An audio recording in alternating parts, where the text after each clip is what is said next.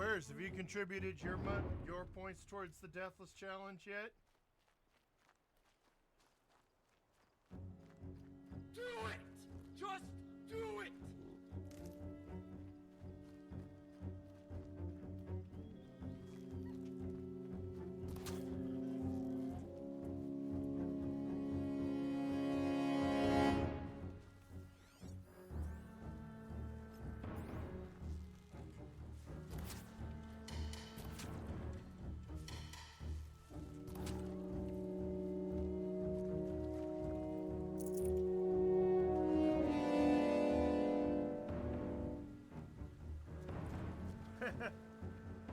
Fair enough. Fuck? It just jumped. Patrolman's here. I'll bet I crossed the river. Better check the other side.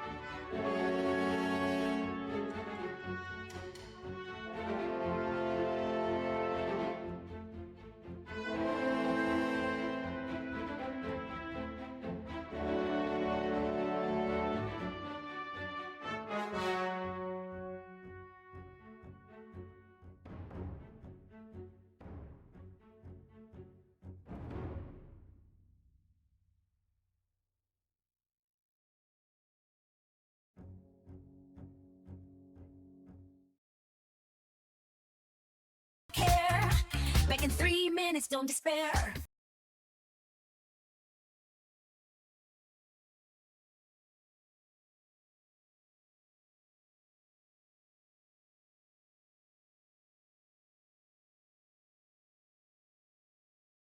Step away from the stream, take a break. Time to stretch and take a stake. Stand up tall, let your body breathe. This moment's yours just to relieve. Grab a drink or have a snack. Treat yourself, there's no lack. Little moments make a day. Self-care's not far away. Take care of you. You only have one you. So take care of the you that you have. Yeah, take care of the you that you have.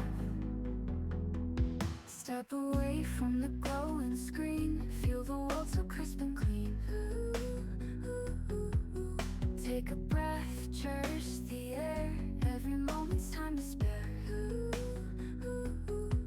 Sip some water, feel the flow. Let your mind be still and slow. Snack on joy, let's have a dance. Self-care, life's bright romance. Take care of you. You only have one you. So take care of the you that you have. Yeah, take care of the you that you have. As the break ends, we return to the stream. Hope you got what you need, that you took care of the you that you have.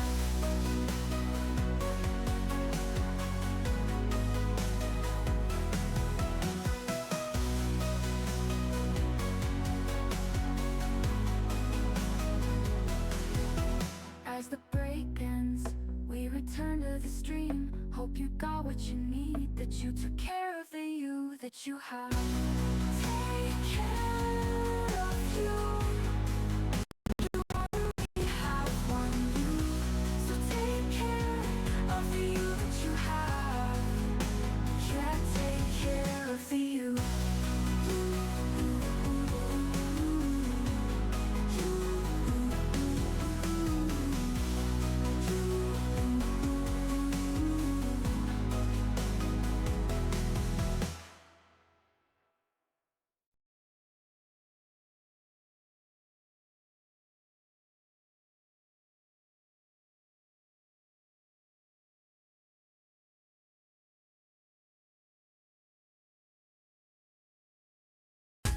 reluctantly sided with Skarn and two of his most trusted men, Zor and Vorak. They arrived in front of the great beast, but just as Dragoness tried to reason with Devil Dinosaur, the Crippler chose to try and detain him. DD didn't like that very much, and they're now locked in a battle of brawn. Find out what happens next. Now. Guys, it is another episode of Marvel Multiverse RPG, and I hope you guys are excited for it. I'm excited for it. I'm surrounded by a table of 6 of my best friends on the internet. OMG. It's such a good time. It's such a good time. And you are watching the premier Marvel Multiverse stream on the internet. There's not another one that's like it. There's not another one that's better than it, except for the one that Spaghetti did, aka Team Wobwood. That's the only other one that's better. But that being said, we're going to jump into introductions right now on the table, and we're going to do something a little different. We're going to start with keyword, and we're going to work our way counterclockwise around to Dragoness. So, Keywork Savior, aka Stranglevine, tell us about yourself. Tell us about your character. I'm Keywork Savior. I am a what did I say the other day? Middle-aged millennial bon vivant. I stream on Twitch. I just restarted streaming on Twitch, I guess, a couple weeks ago after some lifey life stuff. But most of what I've been doing, not so much retro, but more Switch 2 stuff. I played some Tears on Switch 2 and digging that eye candy. Otherwise, Wednesday nights, I am Stranglevine here with the Marvel folks and digging this character who's essentially kind of a beefy, ranged, elemental-based brawler dude. So, and looking forward to seeing what the heck's going to happen with a devil dino. Zed's got a dino by the tail. What does he do with it? Mm-hmm. Right? Zed does have a dino by the tail. Those are the questions. I've heard you don't tug on Superman's cape, but do you also not tug on Devil Dinosaur's tail? We'll see what Crippler, aka Recluse, aka Commodore Zed, does. But before we get to him introducing himself, I want to talk about the illustrious, the magnanimous I Am Tenderly. Tell us about yourself. Tell us about your character. Hit us with it. I am Tenderly. My friends have taken to calling me Tendy. I figure it's a term of endearment, and that's wonderful. I am very Tendy. It's now, like a verb, which is an action. For those of you who don't know what verbs are, they're, yeah, I'm very much actionable. And by the way, for those of you who Maybe it's a pronoun. let me get my hair out of the way here, y'all. Anybody who hangs out on my channel knows that I frequently say support those who support you, and you most certainly support your friends. So here I am supporting my very special friend, Nerd, who designed this shirt just for me because I have special needs, and he wanted me to be able to wear his merch. So, and I wanted to be able to wear his merch. So, thank you for designing this shirt just for me. Not a problem. Yeah, I am Tenderly, and I stream too much. You can come hang out with me anytime. Otherwise, I play a variety of characters, such as Mr. Biscuits, who isn't a Mister at all, but she doesn't really care that people call her Mr. Biscuits. She actually finds it very entertaining. People are so weird in how they see her, and then they're just like, oh, and she's like, dude, you have no idea. And they really don't. Because Mr. Biscuits not only will take all your stuff,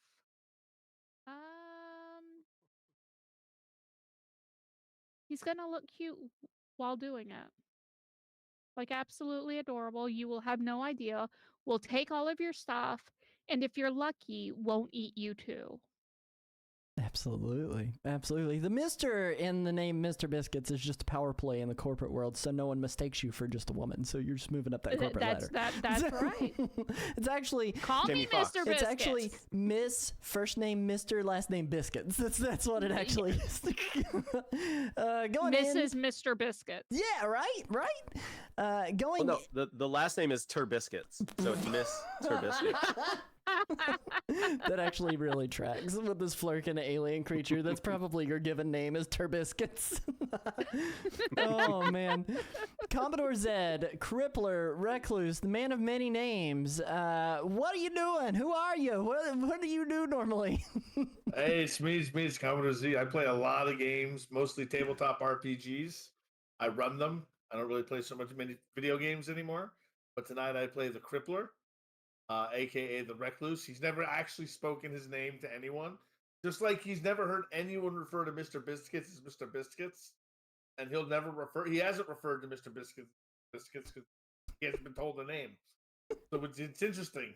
Well, he doesn't even know what the Mr. Biscuits and Mr. Biscuits Angels is. So it's great.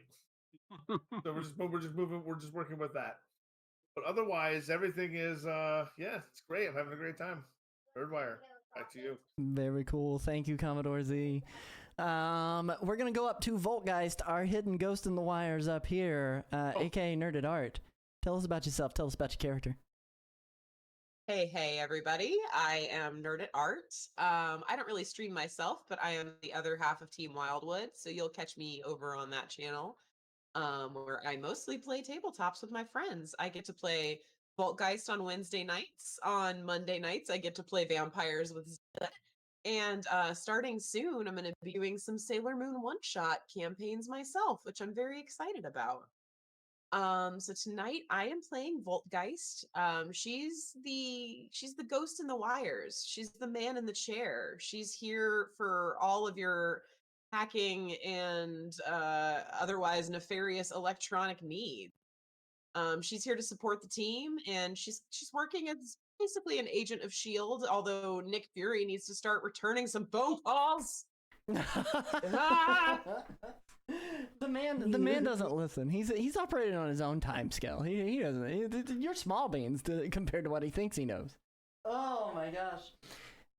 I like the fact that I'm small beans compared to a Skrull invasion and a devil dinosaur. Come on, Nick. He's just not. He's not even before paying the battle attention. starts. I take a photo of devil dinosaur and I text it to Nick Fury.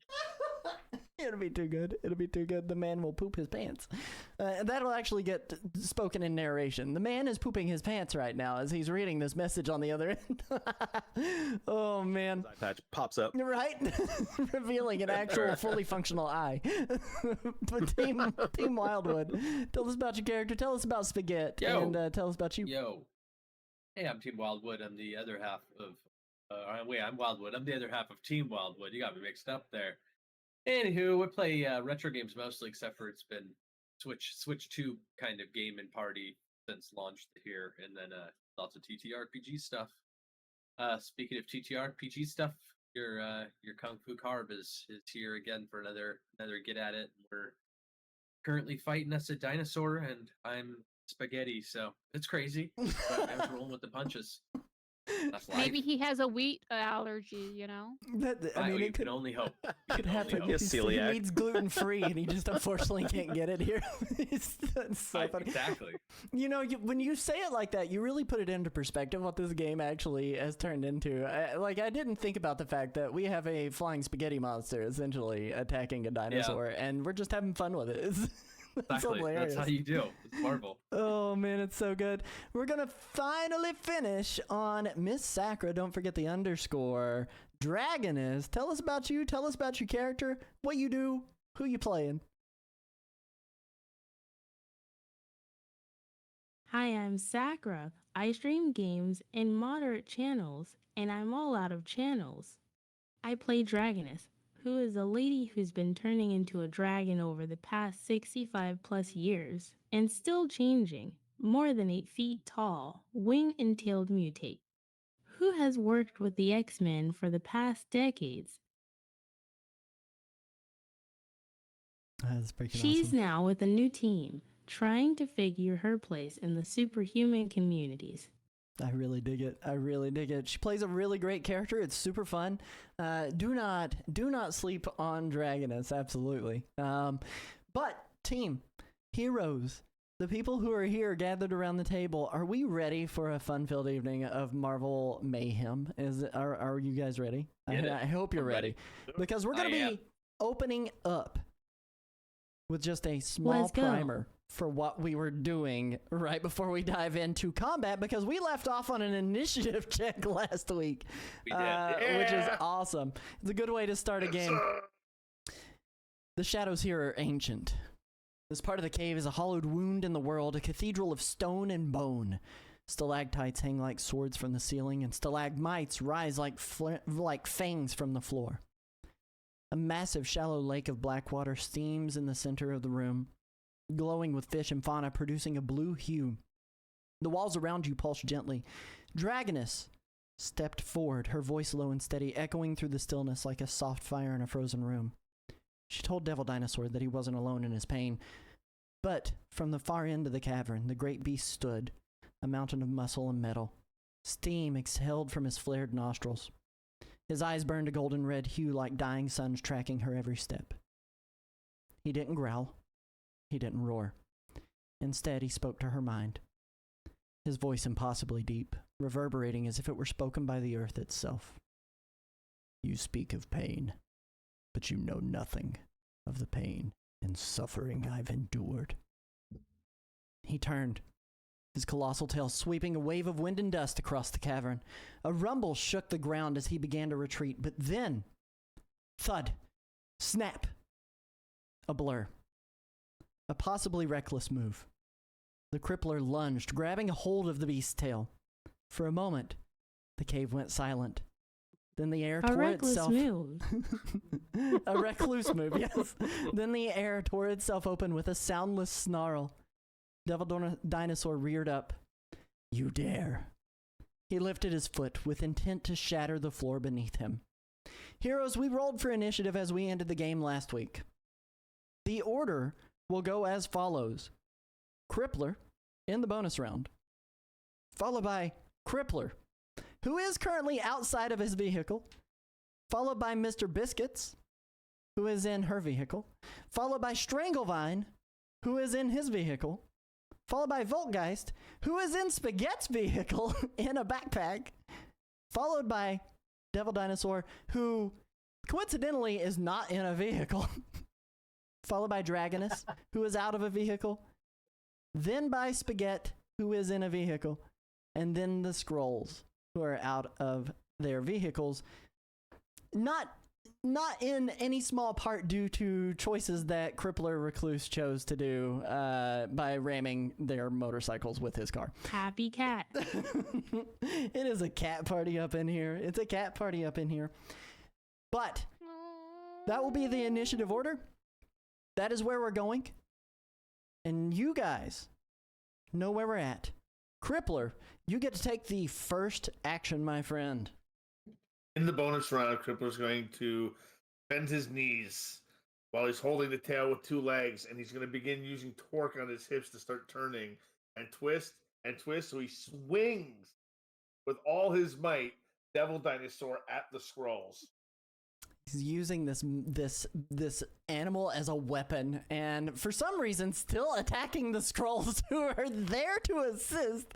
But what I want you to do, I'm going to do a quick roll to see if Devil Dinosaur can escape from your grip as his reaction. Yeah. He only has one reaction, so this will be his only thing that he can do.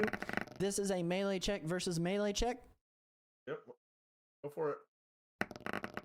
Recluse. All right. No. Now, what is your melee defense? A melee defense is I had a plus Melee defense is 16, correct? plus 9, plus 6. Yeah, 16. Okay. Melee defense is 16. I rolled a 6, 7, 8, 9 plus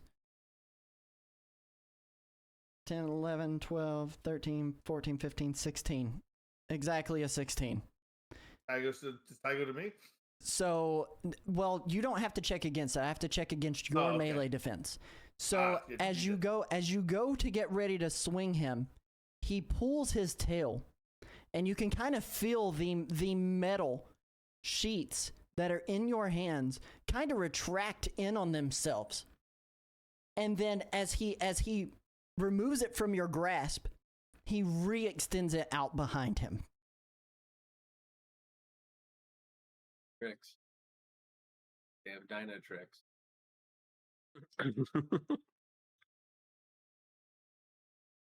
Now we're back at top of turn order again, though. Back to Crippler.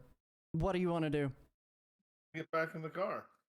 Okay, getting back into the car that has been slammed into the. Okay, so that's your movement. Yep. But we are going to do this where you are engaged in an actual combat here. I'm going to have you do an actual action as well. So your movement is to go to your vehicle that really wasn't that far away from where you grabbed Devil Dinosaur originally. So you go to your vehicle. What do you do inside of your vehicle?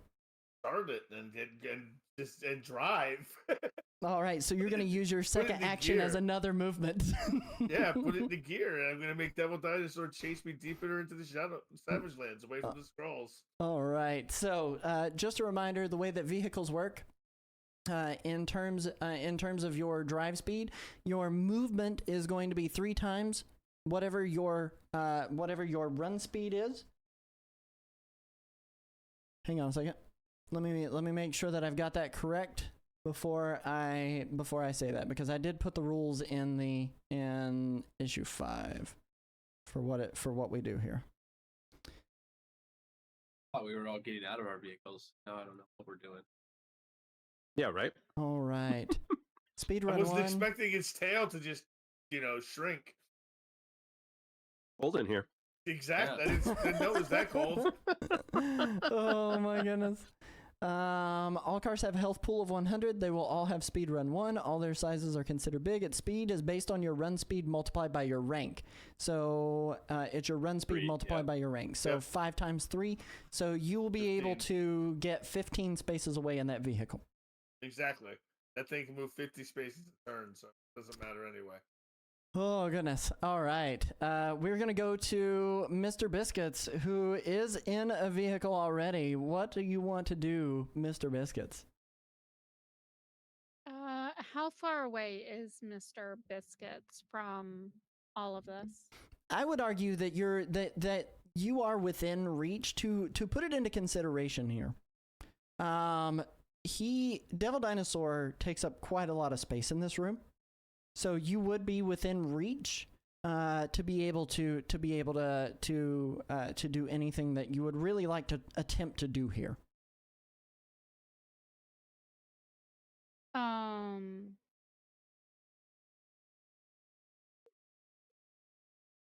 Flerken, I would argue that it would be an extremely difficult task consuming Devil Dinosaur because of his size.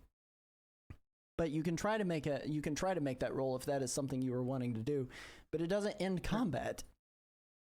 It delays. Correct. So for the record, when we originally made Mr. Biscuits, we obviously gave Mr. Biscuits the ability to swallow people or whatever inside of her pocket dimension. Mm-hmm. And we just left that pretty blanketly like that. But then, because that's not very fair to combat, I can't just swallow everything right off the bat and ta-da, everything's done. We now have it to where if, let's say if it's a conscious person, they then can attempt to essentially upset my stomach and make me throw them up. I would probably classify it more along the lines of you're tiny, and I would allow it to allow you to be able to swallow things that are 3 sizes larger than yourself, which would put it as an average. We never talked about which would put that. it as an average. We said that it was, irregardless of my size, that it didn't affect it. That is fair. I would argue that if we could get him to be deactivated, that there is no reason why I couldn't confiscate him to keep him out of the hands of everybody else, but I can't do it when he still has the ability to make me throw Kick him out. up. Yeah. I may be able But I to assist with that. But Oh, but no. I do think to keep him out of the hands of the scrolls and everybody else, I think it was either Voltgeist or Dragoness who said it last time that honestly there would be no safer place to store his carcass than inside my pocket dimension. But I ain't doing that right now. He's conscious. I'm not even trying. Not a carcass. If you That's if you guys want me to swallow him, we have to get him turned off. Because you know, like a snake, it might take me a little while to get him choked down. Okay, it's a big snack. So Us Dragoness' speeches are going to work. I feel like we have to fight this. Then you try to pocket it after taking it. Yeah. Seems like. Okay, so Zed is Get its attention. it has his attention and is taking off in hopes that he'll go after him. Is there any visual cue that that's what's going on, that like that's working? Let me do a real quick test because he does have Berserker. Let me double check that rule on that. What is the rule on that, Zed? I know you also have it. Remind me of it. Roll your ego, and it's a difficulty. Forgot what the difficulty is. One bite at a time. Yeah, it's gonna take Mr. Biscuits a few bites to get that one in there. But Mr. Biscuits is definitely up to the task. That is one huge shiny. He didn't deal any actual damage, so he's not berserked on Crippler. So he is not focused on chasing after Crippler at this very time. Necessarily. That doesn't mean he won't. That just means he's not forced into doing it by his nature.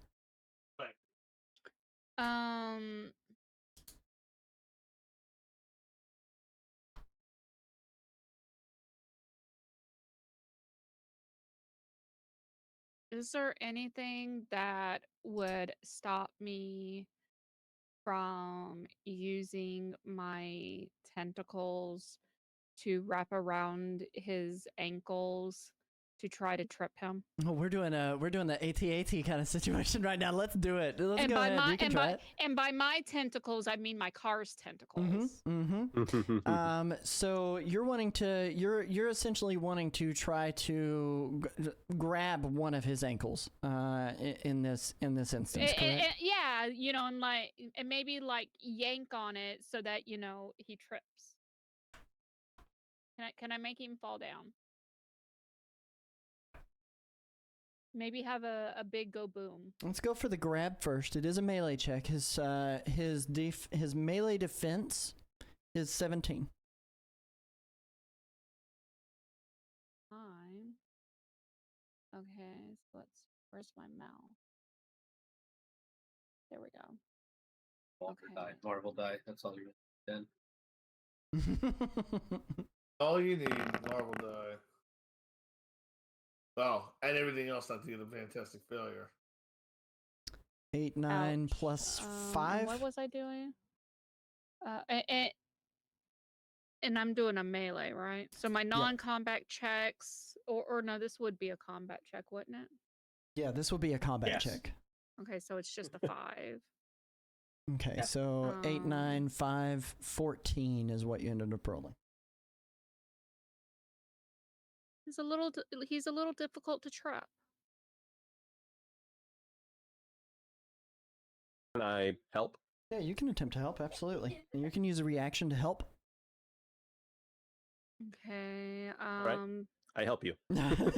Describe how you help. Give us a cinematic description of how you help, because as her tentacles come out and she's attempting to ensnare the beast's ankles, they go to grip on, but he kind of pulls his ankle up just a little bit, and the tentacles slide away. So there's the scene. I say, I will help you, little Kurska. And I reach out a vine and I just nudge her little skitsmobile just close enough that her tentacles can get grasped. I'm going to give you a karma for that. I'm going to give you a karma for that. Way to give a help out there as in the early portions, because I think you only have one reaction, correct? Yep. We're only on second turn. he gave me a little boot scoot. All right. Okay, so that changed that 1 to a 5. 10, 13 plus 5 is 18. So it's 1 point above. So what you end up doing is you do end up wrapping your tentacles around his ankle. Now, he can't do anything about that right now because he doesn't have a reaction to try to escape. So he is currently bound in position. No, wait. He does have a reaction to attempt to escape. I forgot that was during the bonus round. He is going to attempt to escape. That was during the bonus round that he escaped from Recluse Crippler's He's grip. using his reaction, his one reaction. Yep, he is going to use his one reaction to attempt to try to escape the bind. The target number for you is your melee defense. I think it's 15. Correct. All right, so he needs to roll a 15 or better. Oops, And he does. he does it. He does it. So as the tentacles begin to grip and grab hold, he feels you, and his attention kind of turns away from the vehicle that Commodore Zed was in, and he kind of fixates on the car that has now just shot out these tentacles, wrapping around his lower ankle, and he goes to pull his leg back, and as he does it, you can feel the tentacles just kind of snap off and back into the frunk. It's a front trunk, the frunk of the car. All right, we're gonna go to Stranglevine now. Hit me with it, my friend. Go ahead, Dandy. All right, now I being in the vehicle, I can only use the abilities I gave the vehicle, right? Correct. Okay. Yeah. Unless you're doing like a standard grab, or you're gonna use your car as a melee essentially, and try to use it to punch into something. But I wanted to use my vine snare. I wanted to use my grab on his other leg. Use your movement. Wait, do you have vine snare on it already? No, I don't. I was going to change one, but I never ended up doing that. Use your movement to exit your vehicle. That's what I would do, and then go ahead and do the power. I hop on out, and I shoot the vines coiled around my wrist towards his But you don't have his other bite. ankle. What's that? What? You don't have bite. You're gonna get pulled. Oh no! Hit me. Oh, and by I the got way, you. Just do your thing. Just do your thing. I'll back you up. What is your roll on that one? Is that an agility roll? No, it's. Hold on, let me double check it. It says ego versus their melee. Ooh, so let me ego versus their melee. That's an interesting one. Yeah. That's real interesting. Hold on, elemental grab. I was looking for vine snare in the book, and I was like, I'm not familiar with that There one. we go. Character makes an where ego is attack that? against the target's melee defense within it'd be 15 spaces. If the attack is a success, the character grabs the target with their element. On a fantastic success, the target can also be pinned and suffers the element special effects toxin. All right, let's go ahead Breaking and free requires a successful Yeah, melee check fantastic. against the target number 20. let's go ahead and roll it. What you'll need to do is go ahead and do your ego roll against the melee defense. Melee number defense score is 17. That's Okay, I don't think close. I got an ego +3. Oh no, I'm never gonna mind. That's help. not that close. Help him. I'm gonna help No. by letting him he can re-roll the 1, and I'm gonna help by blowing, because I'm driving basically a souped-up muscle car. He doesn't get it anyway, but I blow smoke in Devil Dinosaur's face, trying to slow him down enough. Oh my gosh, he's like. I'll toss in one of my 2 assists as well. One of my All 2 right. reactions. Go for it, my friend. Toss You it get another dice there. roll. One roll. Okay, one more roll. I would stick with That rolling was those threes if it were me. Yeah. Oh Blasted. no. Oh no. Curses. Curse of the 2s. So okay, so here's what happens, and I'm gonna grant a karma to both Recluse and Crippler as well as Spaghetti. So you both are going to get an extra karma for pitching in and trying to help out right here with this gigantic threat and pushing Stringlevine to the max to try to make it happen. What ends up happening is that he sees Recluse kind of make his vehicle wall climb up a cliffside and blowing smoke, but conveniently you let go of the wall climb to land right back where you originally were. He closes the shafts of his nasal cavities down to try to block out the smoke. Sees Stringlevine shooting out the vines. Again tries to kind of do just a spin maneuver to avoid getting entangled. And Spaghetti calls out and does what Spaghetti does best and says, "Hey, do it again," because he's encouraging and he's the face of optimism on this team because we need one of them. And unfortunately, Stringlevine, your vines just don't end up making contact. He's just kind of ripping through them as he's doing this spin move in the center of the room there.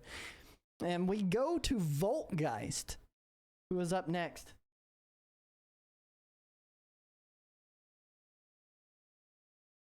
All right, now everyone can hear me. So I am gonna hold my turn, but I'm gonna let Spaghetti know. Get me in close enough. I need to be able to touch this guy. Fair enough. All right. So we're gonna move into Devil Dinosaur's turn, and he is looking around, and he notices just everybody is clearly teaming up. He looks over toward the scrolls, and there's just this rage that goes over his face as he looks toward them. But he can't help but notice the ski mask wearing threat that has just been jumping all over the place in front of him, inside and outside of Car, and he is going to attempt to try to bring his tail down. He was originally going to do an earth-shattering stomp, but unfortunately you guys have kind of thrown off his ability to kind of steady himself to do anything, and he is going to just attempt to bring his tail down on top of the car with Recluse in it. Okay. This is just going to be a melee check. Wow. And, oh no. And that is a 5, 6, 11 plus 7 is 18. That is a hit. That is a fantastic hit. Oh man. So as he brings it down on top of the roof of the car, that is going to be 49 times 2. That is going to be 98 points of damage to the car. The car is destroyed. I took damage, but I took 10 damage. Shoot. I took damage before. That's fine. No, I'll get out of the car. Recluse mobile. All right. So as the tail comes crashing down on the roof of the car, Damn.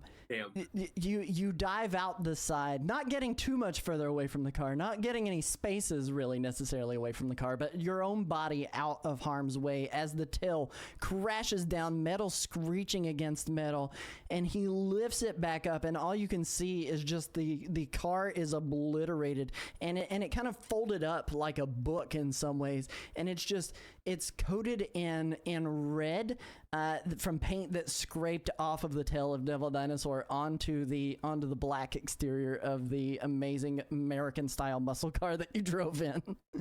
But he is then going to just stand in the middle of the room and do a huge gigantic roar of triumph because he doesn't notice that you've dove out of the vehicle just yet. We are now going to go to Dragoness. It's Dragoness's turn.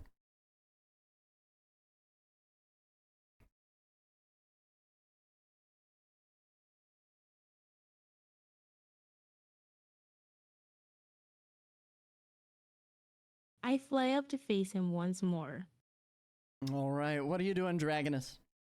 So you use your movement to fly up to eye level with him, and you're floating there kind of hovering, your wings creating these wind gusts underneath you to keep you afloat, and everyone down below you can feel this wind coming off of you because the wingspan is massive as you're just kind of hovering there in the air, kind of like a weird purple-hued scaly hummingbird. So as you're floating there in front of Devil Dinosaur, what do you do? I call out, not just to Devil Dinosaur, but to my own team as well. Everyone, stop fighting. Stand down. All right. So what we're going to do is this is going to be And I have a bit of speech. Okay. All right. Let's hit it with the speech then. Let's speech it up, baby. The speech. The scrolls, they really haven't gotten engaged. You can still see them around their motorcycles trying to figure out what the heck they're supposed to do, because you see Zor and Vorak are trying to get all three of the bikes up, because Skarn, who you've kind of noticed, he's kind of taken a little bit of a leadership role, and he doesn't necessarily want to sully his hands with the dirty work so much of picking up after himself. So you see Zor and Vorak attempting to get all three bikes up. They're still struggling with it just a little bit from the vehicle that has just blown through their bikes, because they're wanting to prep an escape. Devil, can I call you Devil? Listen to me. I know you are in pain. I know you are angry. I appeal you to consider two things. If you disagree with me, we can fight, but I'd rather not. First, you are in pain. You are alone. None are like you. None can understand. But look at your actions in recent times. What will people think in the future? What legacy? What example do you want to leave for others? Secondly, I appeal to you. Earth is in danger. The Skrulls fled here to use you to find a way to defeat a major threat that has been killing their people. It is now heading here.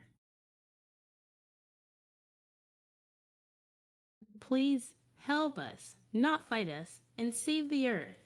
I don't know about you, but it's where I keep my stuff.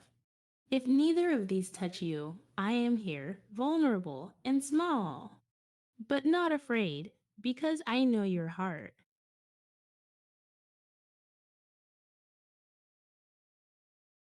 All right. So here's what I need from you is an ego check, to be able to convince him of this. Your target number is just 11. He may be convinced. He may kind of start to let up, but we are engaged in combat. You got a 12. Very good job, because I think your ego was right at 0, isn't 13. it? 13, yeah, it's like a 1. So as he listens to what you are saying, he's still roaring into the cavern's ceiling, and he weighs out every little thing that you've said, and he begins to speak to the rest of the group using telepathic network. In all of your minds, you can hear. Ask for consent? He doesn't have to ask for consent. Its network only allows him to speak to you. It doesn't allow him to control you. So he doesn't have to ask for consent.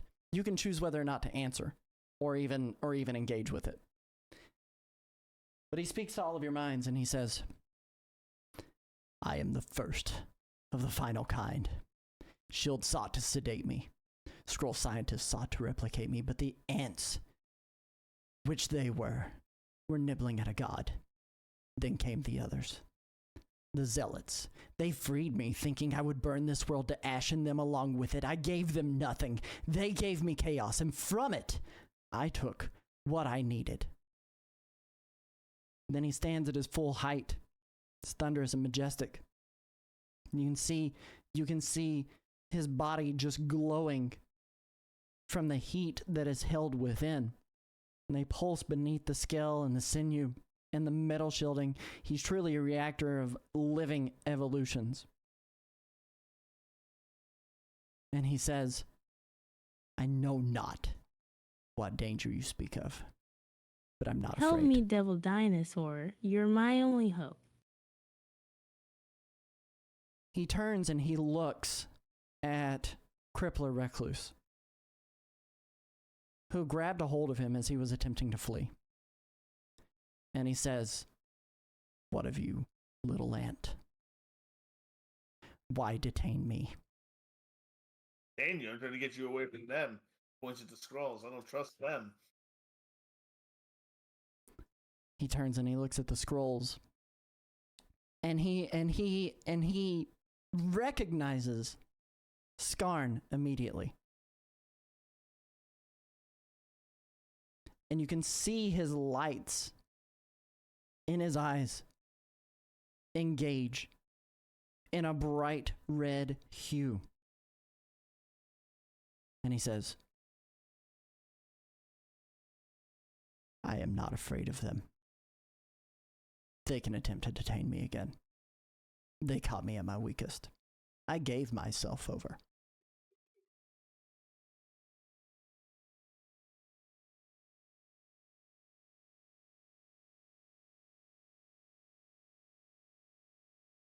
And you're going to go back with them? Oh, no, no, no. I am no man's prisoner. All right, then they have nets, so you better be prepared to fight them. And anyone who wants to give you back to them. They claim that you're going to be able to save the world with you. Something called the Pale Hunger is on its way. Seems kind of weird that you're the only hope that they have. It seems like they caught you once. They were simply a vehicle for my escape. It was all too easy. I was detained by S.H.I.E.L.D. for the last few decades. They showed up, freed me, and then a few of the others freed me as well. And my intention was not to get taken anywhere but exactly where I wanted to be. If this threat comes, if it dares consume this place, I will destroy it.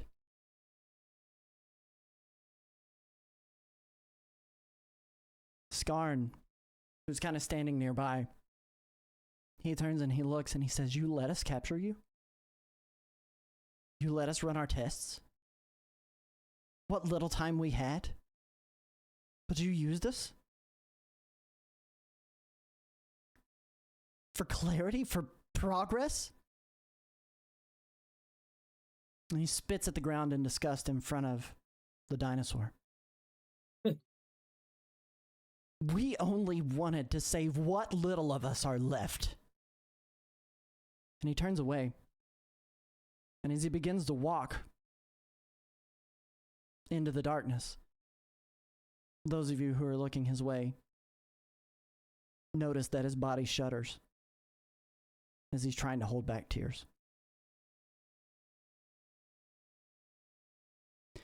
Devil Dino.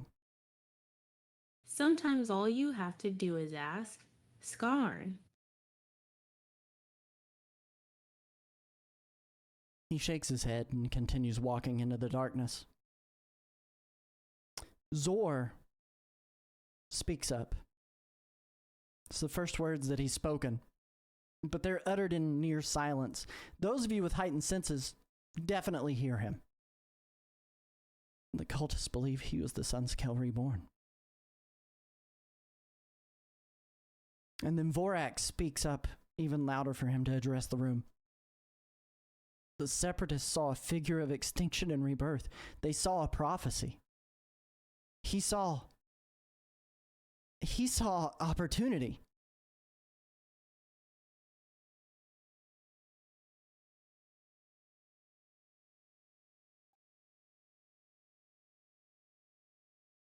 They begin to take aim at DD. as Skarn is walking off into the distance, defeated. We can resume combat here. I spread my wings wide. Oh, okay, so you're interposing. You're going to use a reaction to interpose?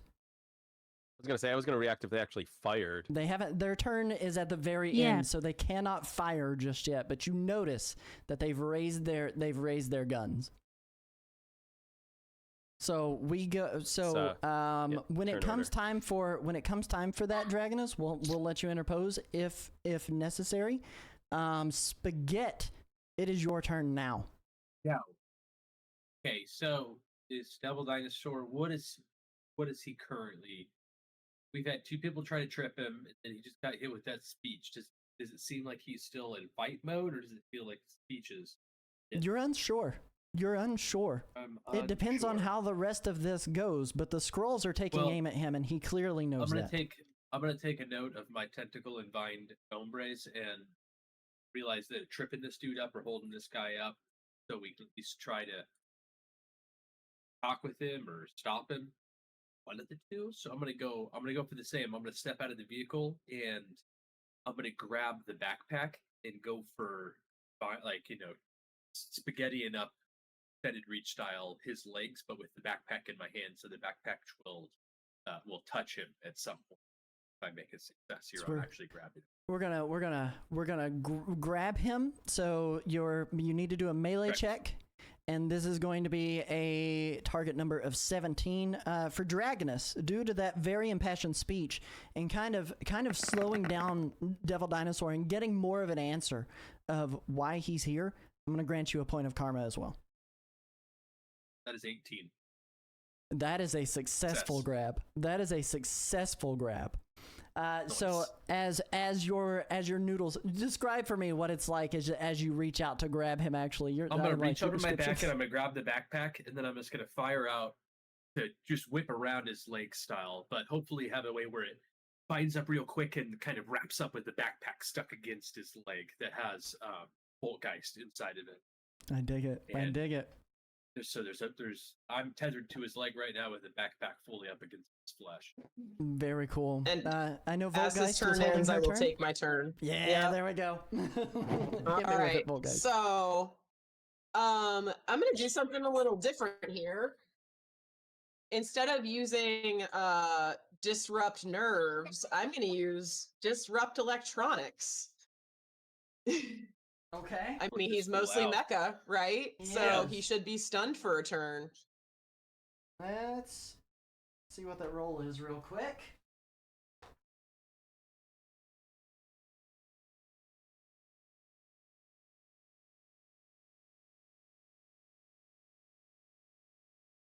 I actually don't know if there is a roll involved for disrupt electronics. Yeah, I was gonna say, if that breaks something, I can use disrupt nerves since it's technically a person. The description here is when phasing through electronics. So you have another power that allows you to phase into electronics, correct?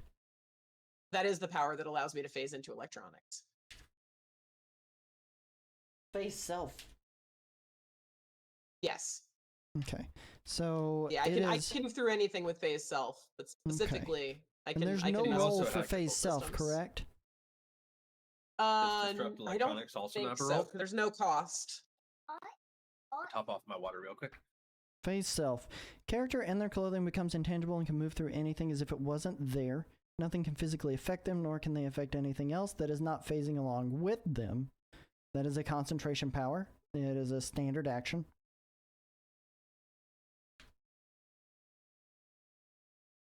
And then disrupt electronics. When phasing through electronics, the character can scramble them, causing them to either shut down or crash. In the case of powers that are tech-reliant feature electronics, they are unusable for one turn while they reboot. All right, so what I read that as is you will use your standard action to phase self into Devil Dinosaur's armor platings that he has and all of his biomechanical integrations. And then on the next turn, that's when you will disrupt electronics, because he cannot get you out of there anyway. Like, he can't kick you out. Like, you're jacked into him at that point.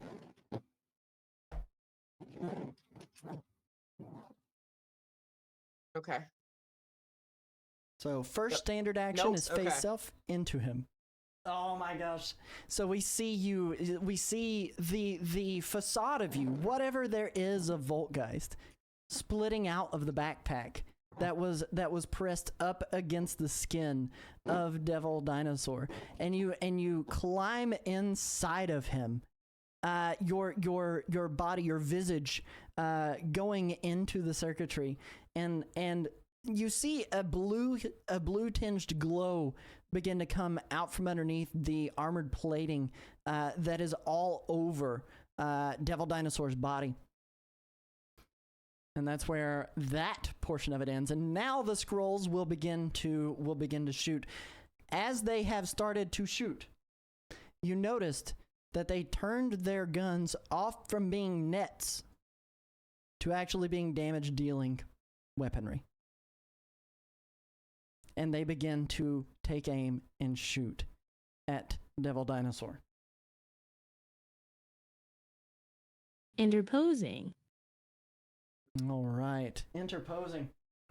So, what will end up happening is that when you interpose, it takes the lowest of the agility defense between the two of you. Your agility defense is a 13. Devil Dinosaur's agility defense is a 12. So the target number to hit is going to be 12.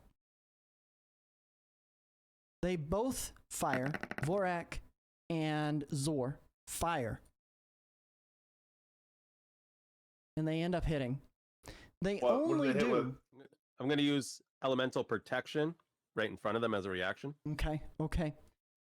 So, she has. So I erect. You already reacted. Oh yeah. Do you have more than one reaction? The ability's a reaction. Right. So those function as they take up a reaction slot. So you can do that ability when you use your reaction. Oh, I thought it was like per turn. It's per round. And we haven't finished out this round yet. We did a lot of talking there in the mid portion of it. Yeah, so it's been a long round. This is the very first portion of the round.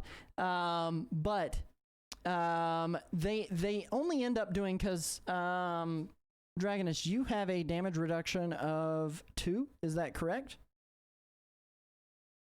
Yes. All right. So damage reduction 2, which means that this is only 4 times 1 plus 4, which is going to be 8 points of damage dealt directly to you as it's coming through. As the bullets begin to fire out of the rifles that they have, and you can see it.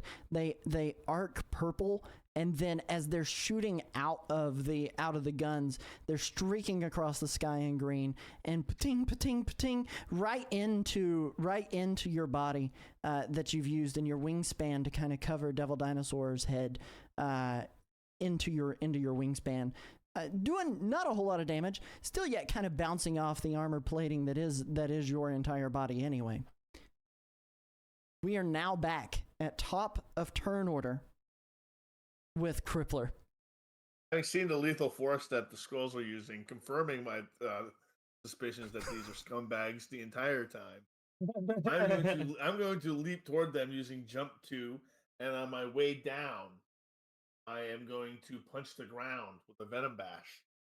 Okay, hit me with what that does. That is a melee check, correct? Or because it is range? That is a melee check. That's what I thought. Yes, it is a melee check to get the powers for you, because I believe it's on a normal. They are stunned, and I just want to double check that. One moment. I should have done this ahead of time. I apologize. Hey, that's okay. Time. That is okay. And bash. There's a lot of rules and everything. Melee attack.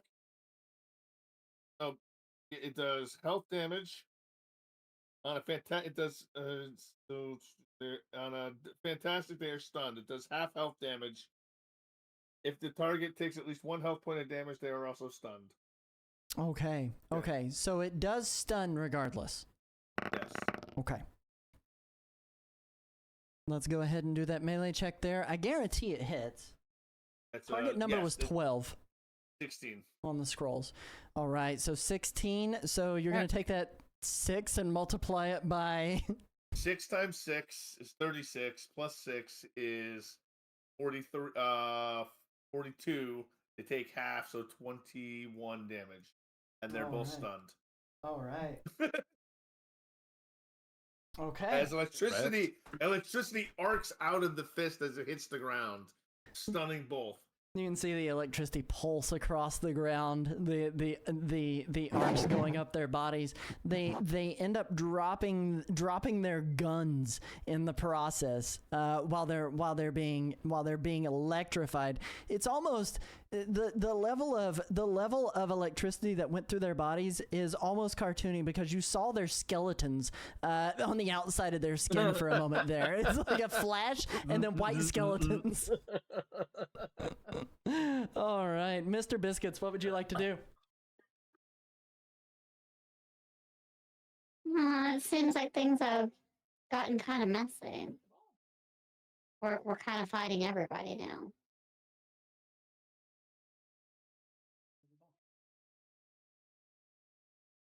How far am I from the scroll? Not very far at all. You guys were all kind of within range, and Devil Dinosaur hasn't really moved either, so you've all been kind of in that same virtual area. What he's saying is go ahead and eat him. I'm sick of him.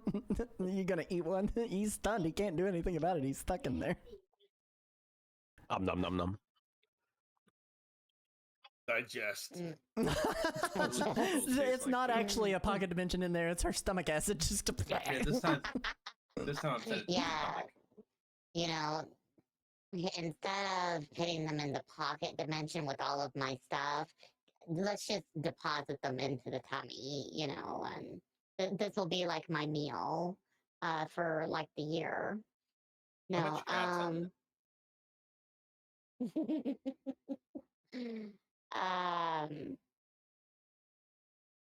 here, what did I give my car?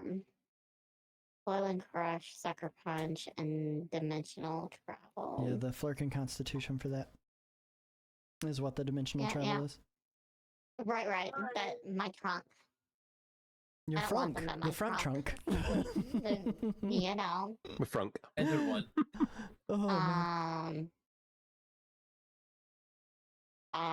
I'm going to Coil and Crush. I'm gonna grab one. Ooh. And I'm going to use him as a battering ram to slap his friend. All right, so I want you to do a check to see if you can grab them. It's not really going to be difficult at all. And because they are stunned, you're going to have edge on grabbing a hold of them. Target number is just 12. Oh my god. Marvel. All right, so you grab and pin. Since I have edge, do I re-roll a 3 and get something better? You can. It likely won't affect anything because you already grabbed them. What's determined there for the grab and the pin is the Marvel die. That you did. So you've grabbed and pinned him. So as you've done that, your Coiling Crush is. Yes. Could she potentially use edge to re-roll her Zoom dice? We never discussed that. Yeah, absolutely. I didn't even think about that. Absolutely, so because she's already gotten a Z. I'm still waiting on an M. I've got Zoo for days. So go ahead and use your edge and re-roll that Zoom dice again. Maybe you'll get an M. Or do it. It's a free action. I never thought about that until just now, but. Hey, there we go. My first Zoom. Actually, let me take a quick inventory on what. Do you guys know what letters you currently have? Yep. I just have. I've been writing it down on the back of an I still have 3 envelope. O's left over, but I used my O and my Z and my M. Yeah, I've got Zoo that like it's just. Yeah. And Dragoness has OM. Dragoness has OM. Oh. It's magic. Stranglevine, what letters do you currently have? ZO, if I recall correctly. All right, and Voltgeist, Russian, or how does that translate? Zedo. Voltgeist is not in a car technically right now. Yes, she's been riding. I along gave this up driving. Yes. You know what? Volgeist recognizes her weaknesses. Driving is definitely a weakness of Volgeist. Oh my goodness! And then you said you had O's for days, didn't you, Spaghetti? Correct. All right. Okay. So I've got a pretty good handle on what everybody has. So we got 2 people with O's for days, 1 person with Zoom, 1 person with Zoe, and 1 person with So, yeah, that checks out. all right. Okay, very cool. So you Marvel Fantastic do it. So you're guaranteed to grab hold of the guy and have him pinned, should you want to. Is Coiling Crush considered a reaction in its power set? Let's see here. I actually end up taking one. No, that's. Coiling Crush says that it's a plasticity, and on success, It is a they're reaction. paralyzed. It's a and on reaction. Fantastic, it's a 1 times damage plus paralyzed. It is a reaction. So go ahead and you're going to do your Coiling Crush move that you wanted to do on them. The character makes a melee attack. On a success, the enemy is paralyzed. On a fantastic success, which is a fantastic success, they also take regular damage. During the character's subsequent turns, they can spend their move in action to make a melee check against the enemy's resilience. Okay, cool. So And they're by the way, y'all, paralyzed. this ability is called Me Ouch. And they're stunned. This is Me Ouch. They're paralyzed and they're stunned. So this will be your reaction right now in terms of what you are attempting to do. So you lift your tentacle to try to constrict even tighter on this scroll here. So that is going to be your Marvel multiplied by 4. So 6 times 4 is 24. Plus 5 is going to be 28 points of damage, because it's not 2x damage, but they do suffer from the paralyzation there. Holy crap! All right, I've lost my pencil. That with the 21 damage they took before. Mm-hmm. They're close to being down. That one in particular is close to being down. Holy crap! Way to go, Tinderly. Coiling Crush. Meow. Meowch. Meowch. Meowth. Stunned. That's right. And paralyzed. My God, stunned and paralyzed. Holy crap! So you got the one. You've crushed him underneath your tentacles, and you've got him not only pinned but stunned and paralyzed. As far as that goes too. So that leaves us coming into Stranglevine's turn. What would you like to do, my good sir? So they're both stunned on the ground. One is they're not prone. They're not prone. Other than one is pinned. Okay, standing so stun. He is technically prone because he's pinned by Mr. Biscuits currently right now. But that one that is pinned is also paralyzed and stunned. There is one that is standing stunned, still left. That's standing there. Meanwhile, you've noticed Skarn is just not engaging. He is dissociated in a corner.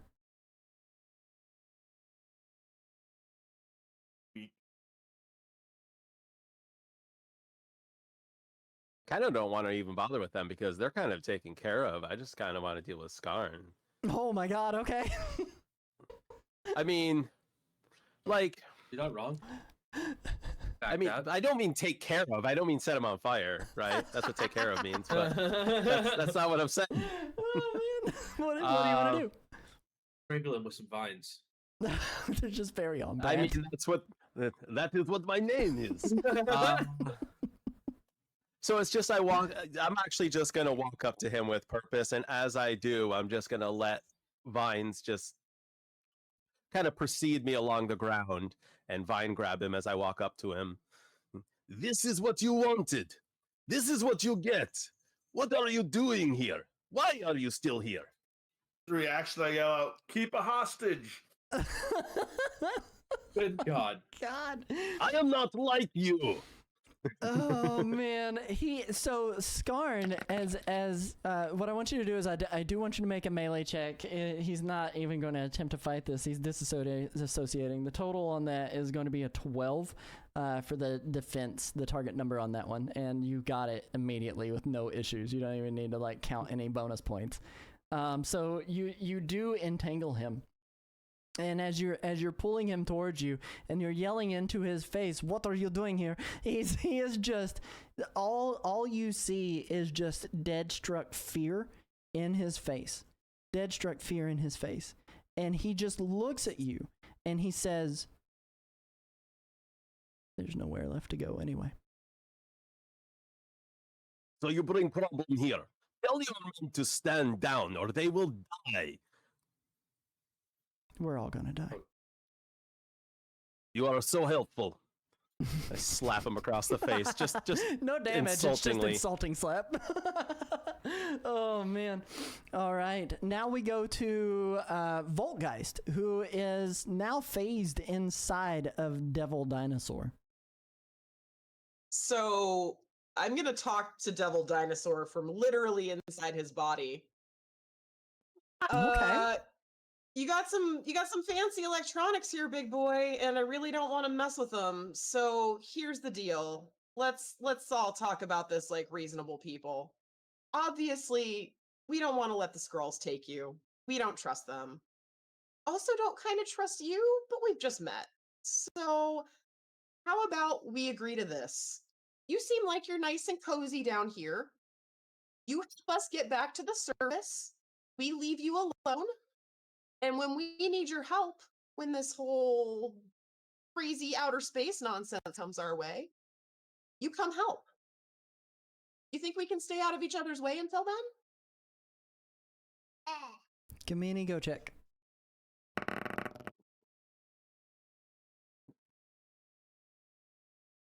Ooh. Plus that 5. Is you don't 17. even have to add the bonus. You don't even have to add the bonus. Because target number on that is just 11. So in terms of ego, he continues to pause and he takes inventory, kind of around him, noticing Dragoness has put her life on the line to try to ensure that there are no bullets that reached him. Taking a little bit more inventory with the scrolls that he had taken advantage of.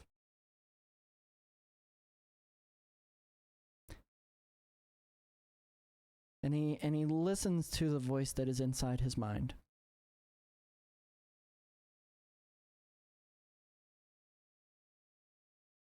He breathes out a long sigh. Everybody that's on the ground below him can feel the breath that he breathes out. I know S.H.I.E.L.D. tried to capture you. If you're happy down here, I'm happy to leave you here. I don't think that S.H.I.E.L.D. needs to possess you. I don't think the Skrulls need to possess you. You're obviously a sentient being. You shouldn't be someone's slave or someone's property. If you're happy down here, we can stay out of each other's way. That's all I'm proposing. And your help when things go sour would be great.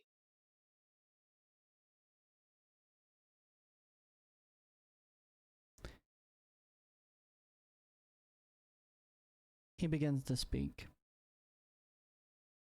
Into your mind specifically.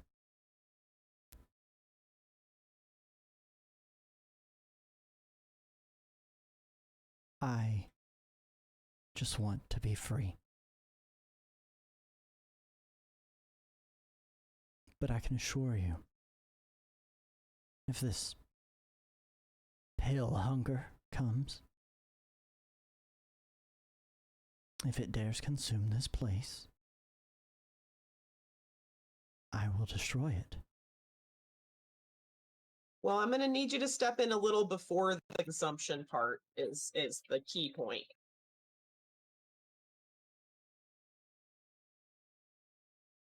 He thinks. But he doesn't immediately speak. But he does begin to let out a bit of a low growl. With it, he goes back to a full telepathic network to be able to speak with you all and address you all. And he says, I chose not to destroy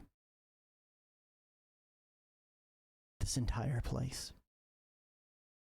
But do not mistake my restraint for submission.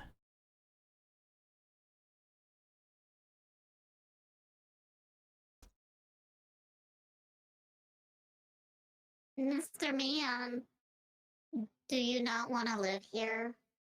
This isn't about no submission. This is about having a place to live after. Yeah, whatever this is. I mean, they hadn't really said what it is. Just that it would come and kill our planet. If he comes and kills the planet, oh, well, we don't have a place to live. You don't have a place to live. I mean, I don't know. What do you think about that? You want to step in after he kills the planet?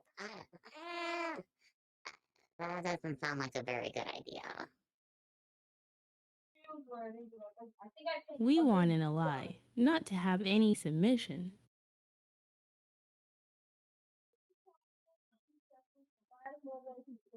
He kneels.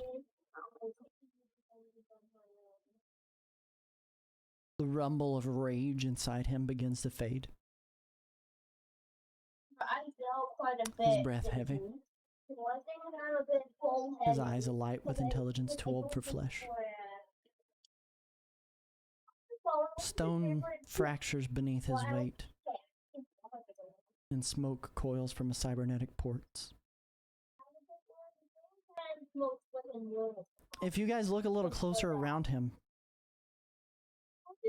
there are the shattered remains of cultist sigils. They're burnt into the walls, scrawled in scroll blood, and ancient savage land pigments. The phrase "sun scale is rising" glows faintly behind him like a prophecy etched in flame. Yes, sir? How do we recognize scroll blood? Voltgeist got the analytics on it a couple of episodes ago. Okay. Yep. Devil Dinosaur turns. Not angry, but resigned.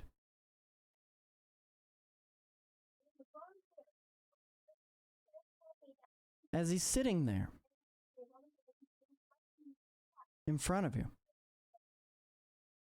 you begin to feel the earth tremble.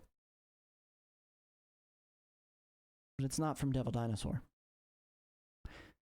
Far off in the tunnels you feel it, there is a pulsing rhythm. Not footsteps though.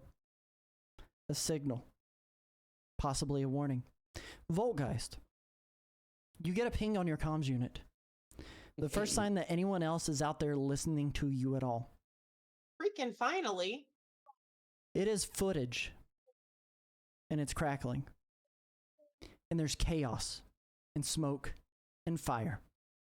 This is Agent Maria Hill. All units and any superpowered individuals capable of... The mic cuts out. We need you at Times Square. Mic cuts out again. A beast flies by with quickness and is gone in a flash of white. I repeat, we need you at... We are being attacked by unknown entity. It's here.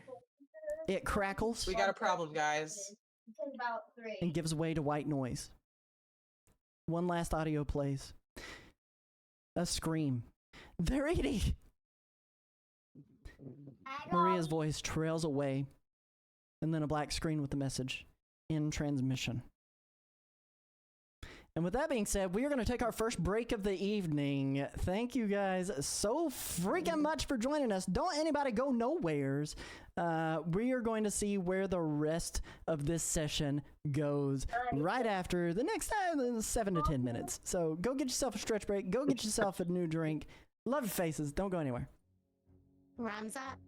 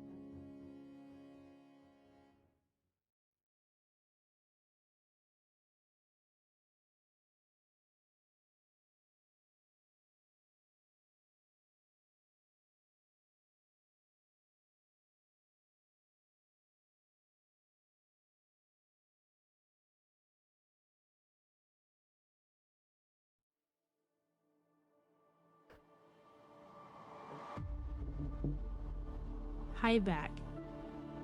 Where we left off on the break, our heroes have now not only ensnared. Zed's back. I didn't realize he went anywhere. Sorry, Zed. I didn't mean to make you run. No problem. So funny. But our heroes left off with Skarn entangled by Stranglevine. One of the two Skrull stunned. One of them stunned and paralyzed and held down. And Devil Dinosaur, totally resigning himself to conceding in the battle that had just ensued. There was a slight tremble, a rumble that was felt, a warning, and then followed by an important call from Maria Hill. Heroes, you guys are still trapped underground. Yeah. A volcanic seal on the cavern, locking you in there with Devil Dinosaur, the Skrulls, and the Skrull base. Nope. Excited. Voltgeist, you just got this information. I'm going to assume that you're going to relay that information to the rest of the team. So upon getting that call, I'm going to immediately phase back into my backpack, and I am going to hack the Times Square cameras. What do I need to roll for that? Give me a logic check real quick. Target number on that is going to be a 13. That's a 17. Easy peasy, easy peasy.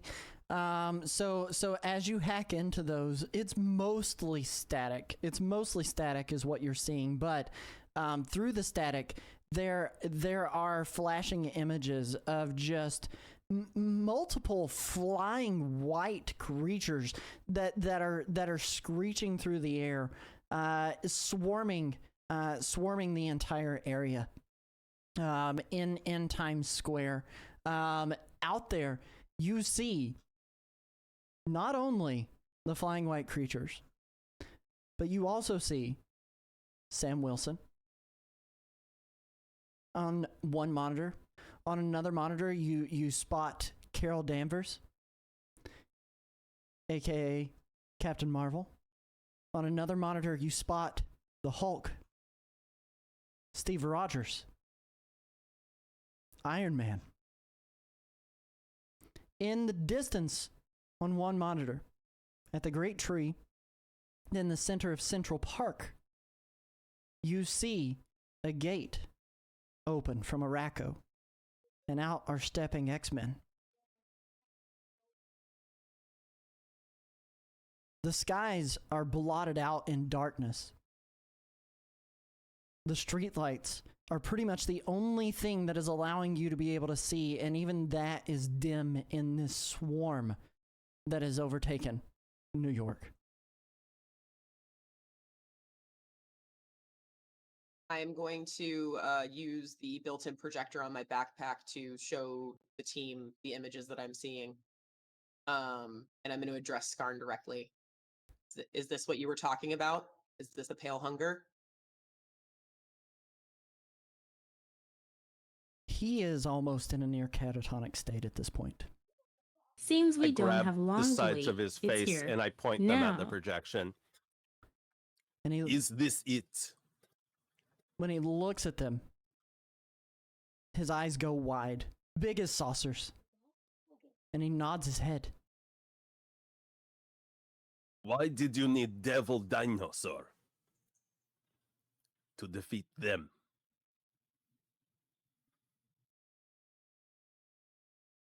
He breathes hard and heavy. And he says, we just wanted to learn how to integrate ourselves with the mechanicals. That's all we wanted. We wanted to change ourselves in a way that we couldn't. And now it's too late. I slap him. There was never a guarantee that you were going to be able to do anything with Devil Dinosaur to stop the pale hunger. And it was He it was was going to get possessed by a demon as well. And it was minutes away from being here to begin with. Why did you choose not to tell anybody that it was on the way? Because clearly it's here now. Thankfully, the big boys are on the task. Sounds like we need to get on the task too, guys. You could not give better sense of time frame. Mr. Biscuits interrupts by the scroll that he's got tangled up in his tentacles. Just Mr. Biscuits just chunks him. Whatever. And then Mr. Biscuits says, as Vorak goes tumbling across the cavern floor. Mr. Man, I'm 4 inches tall. Me brave and going up there. What you doing? And then Mr. Biscuits turns to everybody else and says, Angels, let's get the fluff and fluff out of here. We've got stuff to do. These scrolls ain't nothing. They ain't helping us. Let's figure a way out of here, guys. And I'll double dinosaur. Any ideas? He sits and he thinks for a moment, and not even he of his might feels as if he could punch his way directly out of this cavern. Mighty 1. He looks. Burn. He's actually Mighty 2. Thank you. Because he's only Mighty 2. But he turns and I hope he ain't no coward. I'm only 4 inches and I'm brave. I hope he's at least half as brave as me. Okay, 4 inches. Know a quick way Okay, out. 4 inches. How do we get out of here, 4 inches? I gotta step away from my keyboard for just a moment, but I'm gonna ask Spaghetti to attach a backpack to Devil Dinosaur. I'm riding with him to make sure that he plays along and holds up his end of the bargain. Nothing personal, sir. I just don't trust you yet.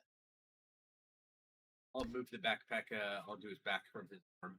he kind of grunts as it's being attached up there, but he doesn't fight it. He grunts a little frustration of having to have this tiny little purse almost to him. Like, not even a purse; it's a clutch. You want me It's his to coin have purse. ideas? You know what would be great? Florian Skinny riding their dino into battle. Let's do it. I will mount my dino and we will storm the city and the tentacles will pop out of my mouth and I will eat them all. As you're giving your very impassioned speech, by the way, take 1 point of karma if you didn't take that point of karma. Does the Flurkin homeworld have dinos? Oh man. As you're giving your very impassioned speech, the other scroll, not Skarn, not Vorak, but Zor speaks up. Oh, I didn't say he could speak it. I was going to hit it with the hammer. I was gonna say I'm taking him into the car with me. He's going with us. I have lots of things to say to him on the way. Crippler will point out once again that we are in a volcanically sealed room. Yes. Mr. Dinosaur. Devil Dinosaur. If you could help us out, now would be good time. I will advocate for you. Just told us that he can't. He's not mighty enough to get through the walls.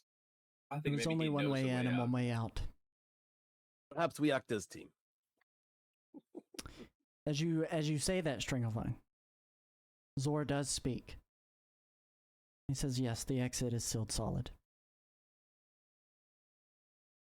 But we have equipment. That's okay, Mr. Devil Dino Man is the newest member of the Angel team, you know, so... How's that feel, Mr. Man? You can be the next Do you have Mr. Biscuits explosives? Angel. Not explosives. Something a little bit better. We can use it to dig out. I can dial ahead. Have the technicians get it ready.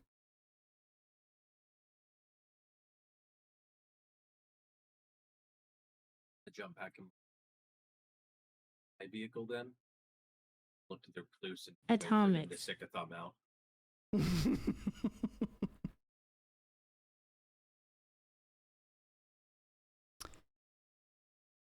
It's a mech. It's only for digging. We excavated this place.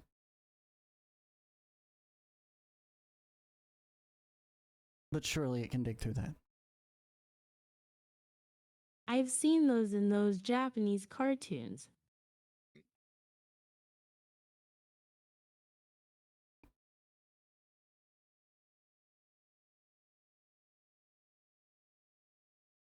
Everyone just kind of stands waiting. The animus.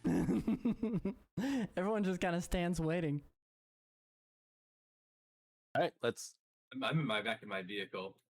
I was gonna say I'm hopping back in my vehicle. I'm heading back towards where the scroll were with Zorn. Is that his name? Just waiting to see what the recluse is doing. See if he's gonna stick out a thumb for a ride or. Oh, I'm taking one of the scrolls vehicles. I don't care. Oh, nice! You're stealing the scroll vehicle. Yep. I'm riding my Just new making pet sure. Recluse can take mine. Oh my gosh. Mr. Biscuits gets out of the car and climbs up his new pet dino. And yeah, I am sitting on Mr. Man's head. That is his name. His name is now Mr. Man. And I'm sitting on his head. Take Mr. Biscuit's car. And Mr. Biscuit screams.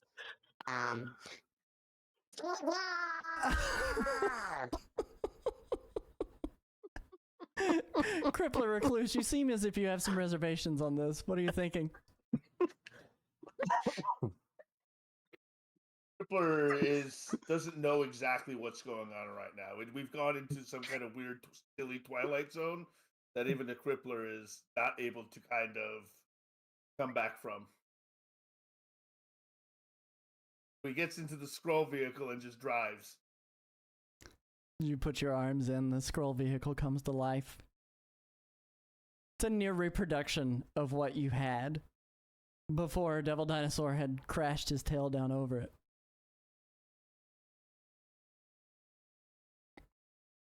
The other scrolls. So, I'll take my car then, until the Biscuit Mobile. That's a good idea. That's a good idea. String of Vine, you have Skarn, correct? I thought I had Zorn. You had tangled up the leader, so Skarn was the. Okay, was the so leader. Skarn. Okay, yeah. There you go. I'm better with names. I had the best. No, that is okay. Vorak was the one that was stunned and paralyzed, and is currently sitting at 15 health points, mind you. And Mr. Biscuits threw him with her tentacles across the cavern floor. And then there is one other that was stunned, and that is Zor, who is. I mean, let's who face told you it, about that other one is useless now. He's no good. He's completely broken. He's not even conscious. He's nowhere near getting conscious. Nobody wants him anymore. So we're leaving him. I mean, whatever. I am indifferent. Okay. As They can think about what they have done on their walk back. As you set off, all the vehicles taking off at once. Devil Dino trailing behind at a decent stride with a tiny Flurkin sitting on top of his head and a coin purse strapped to his tiny arm. Mr. Biscuit's Very angels stylish. enter the subterranean sanctuary, the scroll base. The ceiling stretches high above at this point where you've been directed. Like the inside of a hollowed meteor, slick with condensation and streaked with phosphorescent tendrils, dim lights pulse in sync, casting an emerald glow on the platform ahead. Waiting for you is a beast of engineering, painted directly across the front. Car tracks unit. The scroll-built tunneler, built not just to bore through the earth, but unleash unity. The machine stands squat and wide, its insectoid in its posture, 6 legs anchored to the cavern floor. Permit for this? On the front No, sir. What's a permit? Permit. Background check. You hear him mutter under his breath. On the front is a massive drill head, forged from obsidian-laced alloy and coiled with metal that glows faintly orange, and along the spine, you see 6 pod-like interface chairs, aligned in a radial pattern, each with an interface crystal. A scroll technician stands by, slitted eyes wide. It was never meant for war, he says quietly. This is the only thing that can breach the volcanic seal. Devil Dinosaur paces nearby, tail lashing, his body still steaming from internal power surges. He doesn't speak, but he bows his head in reluctant acknowledgement. Zor, my apologies, Skarn, who's in the vehicle of Stranglevyne, still in a catatonic state, is just sitting there. The technician looks to Skarn, and he says, "We need your word, your permission." Stranglevyne snapping at his face. All he does is nod his head.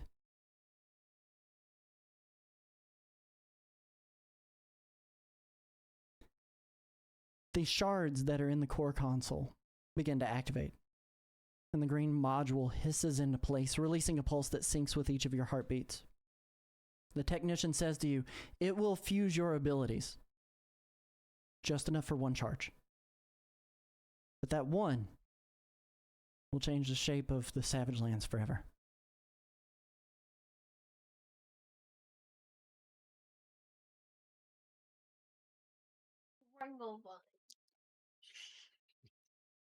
Team, what do you do? How are you feeling? What are you thinking? What do you say? Those are a bunch of assholes for drilling under New York City with a drill, like an industrial drill like this, without letting anyone know except Craven the Hunter. I kind of want to Here take we it go out again of with these guys. Also showing up with a world-ending entity on their literal heels, Right, we without had even time letting to us know of a time dig frame. a giant base under New York City, but not enough time to tell a superhero that there's a world-ending threat on the way. I think they're logically inconsistent and they are terrible allies, so I'm going to cripple one of them. We need to make They're a manual, whiny. like an onboarding process for aliens manual, to just like respectful things to do once you're here, because these guys are just fucking it up left and right. Yeah, processing center like Men in Black. Yeah. Now, did they say that it couldn't consume non-biological stuff, right? Right. So what about the vehicles? What about the adaptive vehicles? What about the mech? Like, I mean, I don't know how we defeat a swarm with a mech, but now you just implied that the mech adapts to its user, right? Correct. It's much like the vehicle. Is there only one? There is only one with 6 seats in it. Oh, snap. That's quite a machine. Raffle. All right. Well, he's coming with us because this is his mess. All right. I just get out and I head towards the thing, and I got him behind me. He's wrapped still. Not like he's trying to get out. Wearing but... him like a baby on a baby backpack. No, I don't have a little papoose. It's Not suspended in the air. brothel. Silly captions. Brothel, I love that. How do you think we operate this mech, Saki? Oh, it's a regular old cat house up in here. Yeah. And Mr. With a little Biscuit cat. being completely indifferent to what's going on, you can just kind of like faintly hear his voice over all of the insanity that's going on. He's just like, So, Mr. Neon, what's your point of view on, shinies? Do you like shinies? Because I love me some shinies.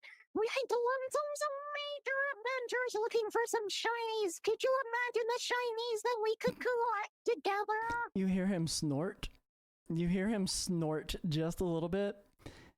knowing fully well that he can talk to you if he so chooses, he chooses not to respond.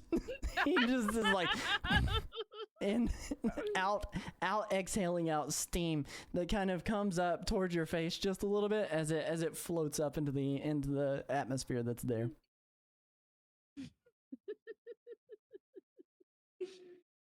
Come on, y'all. We know exactly that that's what Mr. Biscuits would be doing. Mr. Biscuits would just be chit-chatting away. He goes to bend his head down toward the Cartrax unit and kneels his head down enough for you to safely bound off of his head and get onto the Cartrax unit should you so choose. But honestly, he's hoping that you will. Sorry, Mr. Man. This is us now. So the crippler looks at this machine and says, 6 of you actually drive this thing? There's 6 of you who actually have to get in here and drive this. And it adapts to your powers. Yes, says the technician. You've had this down here doing what?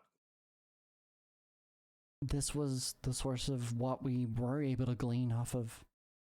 And he looks toward Devil Dinosaur and gestures. Him. Contraption's based off of Devil Dinosaur technology. What was that? You saying it's based off of Devil Dinosaur technology, this contraption? Based off of what they learned from him? It was as close as we got. That's how we got the shards. And being able to interface. And you made a machine so impractical that it requires 6 people to pilot it? 3 if they're possessed. I just follow orders here, sir. Yes, some really bad people said that before, too. He nods toward the Cartrax unit and gestures for you.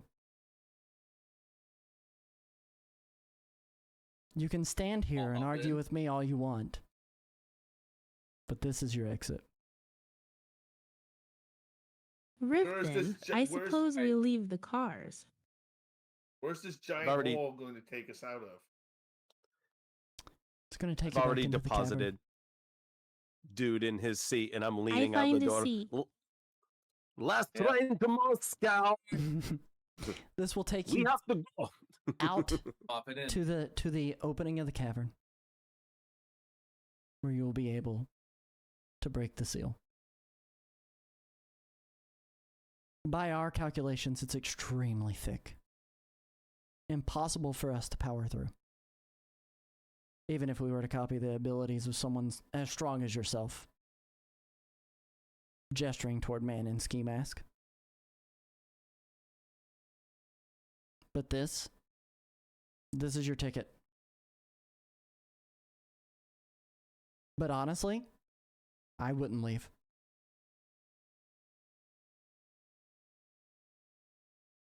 Inside, I look at Spaghetti and Dragoness. Is he always so grumpy? So far, yes. How long have you known? We have a world to help save. He shrugs and just again gestures toward the Cartrax unit. And your people with it? If they're here, I go sit down on it. I head towards the unit as well. I'm gonna tell old Devil Dinosaur though, if you don't come when we call. It's not gonna be the last time you see us. You hear him telepathically Someone grab my backpack. I'll you reach for the hear him backpack. telepathically say, I am with you. The scroll. What is the time estimate to get through this rock with this machine? You should grab him and drag him into it so we can get going. It should be near instantaneous. With the blast that this can create. But you've only got one shot. The Force, Luke. Like a Disney ride gets in. Disney ride. So I'm gonna buckle, sort of a seatbelt. I'm gonna make sure I seatbelt in. As you each mount the mech, the vehicle responds immediately as energy laces between chairs, interlocking your powers in a twisting web of green light, going from shard to shard to shard. Spaghetti, your limbs begin to ripple.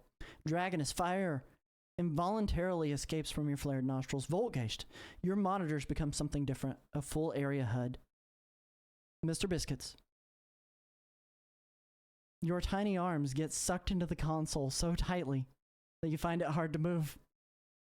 Stranglevine, No! your seat, along with Scarns, is suddenly covered in overgrowth. And Crippler, it detects the venom within you. And it pulses, activating a charge of electricity so bright that the whole thing begins to whir to life. Don't fail. The Cartrax unit lurches forward, its massive drill head retracting slightly as the 6 clawed stabilizers begin their crawl toward the tunnel ahead, each step reverberating through the cavern. The machine's joints emit groans like an old beast waking from an ancient slumber. Looking behind you, you see Devil Dinosaur bringing up the rear with a near gallop. The tunnel stretches ahead like a gaping maw, narrow in some places, awe-inducingly wide in others. Glowing algae spills down the walls in streaks of color, casting shifting patterns across the stone. Pools of sulfur bubble along the floor. The floor beneath you shudders. Crippler, I would like for you to make a quick vigilance check. Okay, I have the edge. Mm-hmm. Roll that 1. So that's 16 plus 3, that's 19. The question is, can it fly? The question is, can it fly? Vorak looks to Dragoness and says, this is much too big for our propulsion units. But as you've made your roll, Crippler, a low boom far off, followed by a cascade of pebbles, catch your eye. You notice that the plates that make up the underground of this area are beginning to shift. It was a seismic shockwave.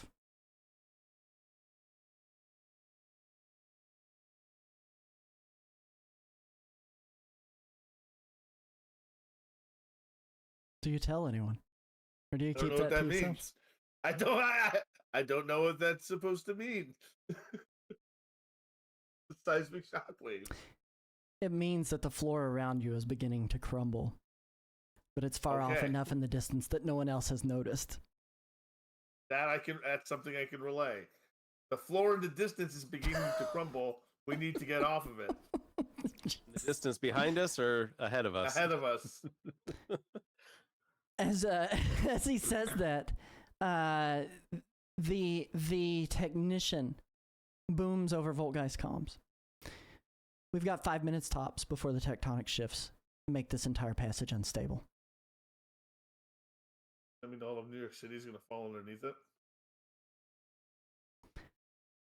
This is deep enough under the ground here and in this fictional savage land that I don't think it's going to affect anything up top.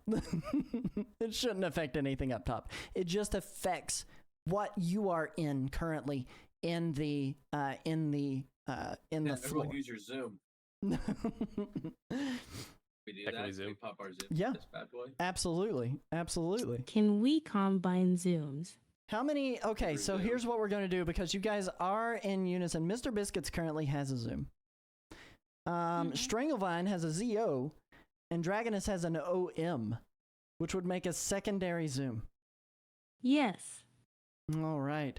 And then we have 4 more O's between Crippler and Spaghetti. So we got like We just can do like zoom. we can do a zoom. You mean a zoom? Yes. And a beat. Absolutely. And a beat. So we are going to go ahead and we're going to allow you to go ahead and use the zoom to bypass a good portion of the crumbling debris that is coming down. As you start to blur past the walls that are beginning to tremble, pools of sulfur bubble along the floor, steaming with heat. The tunnel opens into a chamber of molten awe. With the speed that you've went, no issues befall you. No need to roll. You put everything you had into the Cartrax unit. Before you looms the volcanic seal. It's a massive wall of obsidian and hardened magma, streamed with glowing fault lines. Heat rolls off in waves. It looks impossible, like the Savage Lands attempted to swallow that which had lay beyond. Your technician booms across, noticing your location. All power to the core. Your fusion route is stable. Begin synchronized output. In 3, 2. Seal's about to crack. And nothing's going to be the same beyond it. What I'm going to need from you, all of you, in unison, is going to be a melee check. It is going to be the total combined effort of your melee check. The target number is going to be 96.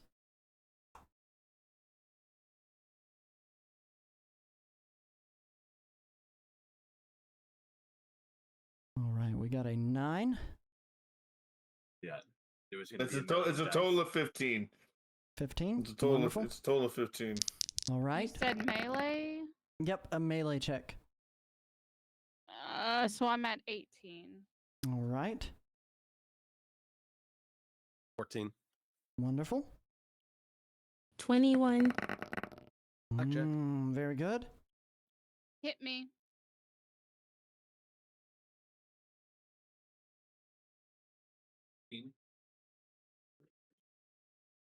All right. Can I help him?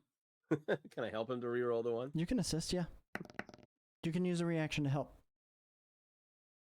Put my hand on his shoulder. There you go. What was that number?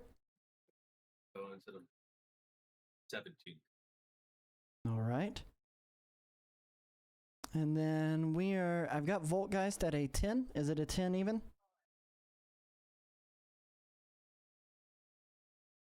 Yes, that's a 10 even. Okay.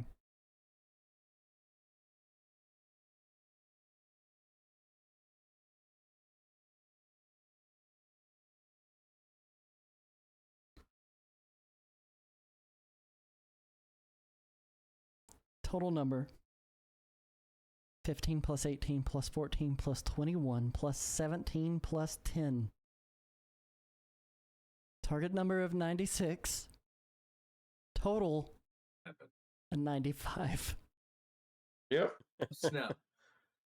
No, we failed. Can anybody help anybody else? I was gonna say, can I use a reaction? Yeah, I can use a reaction to let somebody reroll. Yes. Somebody get 1 better than before. Did anyone roll a 1? Their number? Let me see here. Who has The Crippler No, I did. had 545. Crippler did. Let's shoot the Crippler out of 1 there. Crippler, toss that bad boy. Oh my god! There we There, go! Oh my god! Yes.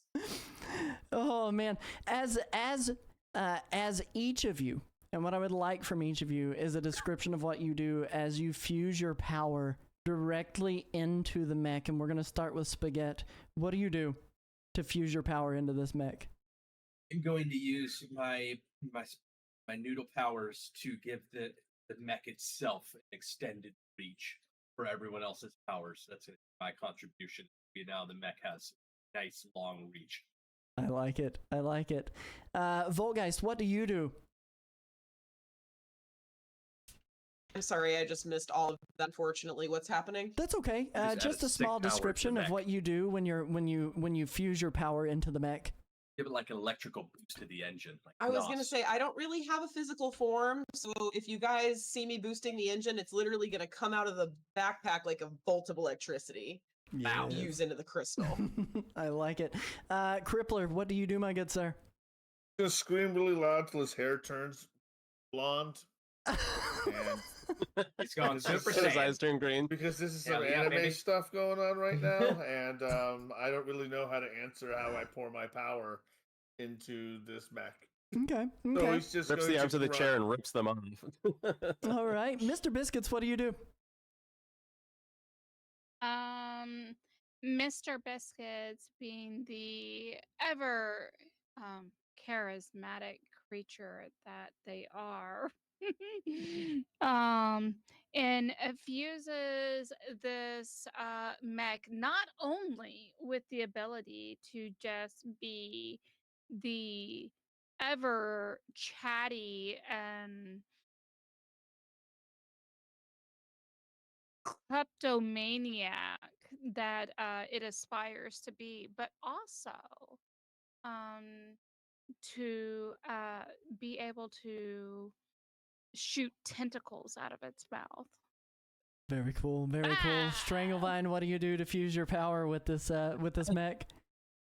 I say, I hope nobody has allergies, and I just like a carpet of just first vines and then grass and then just wildflowers just blossom across the floor of the Oh, I like that. bridge, whatever you want to call it. This is so cool. And then finally, Dragoness, fusing your power with this mech. I give it fire. The cutting saw burns and melts the rocks as much as it cuts, accelerating the progress. The Cartrax unit, massive and humming with all of your powers combined, locks into place. Its vents hiss, its gears scream. The drill tip pulses with the chromatic energy as each hero connects their essence into this machine. It doesn't feel like piloting. It feels like you have merged as one. The drill ignites in flame. Life flows around the entry of that cavern. Spaghetti's reach pulls everyone in tighter to focus their power. You see the energy blast out the back of the mech from Volgeist and Mr. Biscuits, fusing tentacles as they wrap around the drill head, giving it even more power, pushing forward. And adorableness. And adorableness. The volcanic wall groans as the bit drives forward, carving molten arcs through stone and sediment. Sparks shower the tunnel like falling stars. The wall screams. A shockwave punches through the cavern as the final layer gives way. Crack! Boom! The obsidian crust shatters. A torrent of wind bursts from beyond, whipping through the cave system behind you. The digger breaks hard, shaking in its frame as the drill head pierces through that tunnel. A white beam of light blinds you, illuminating the entry here.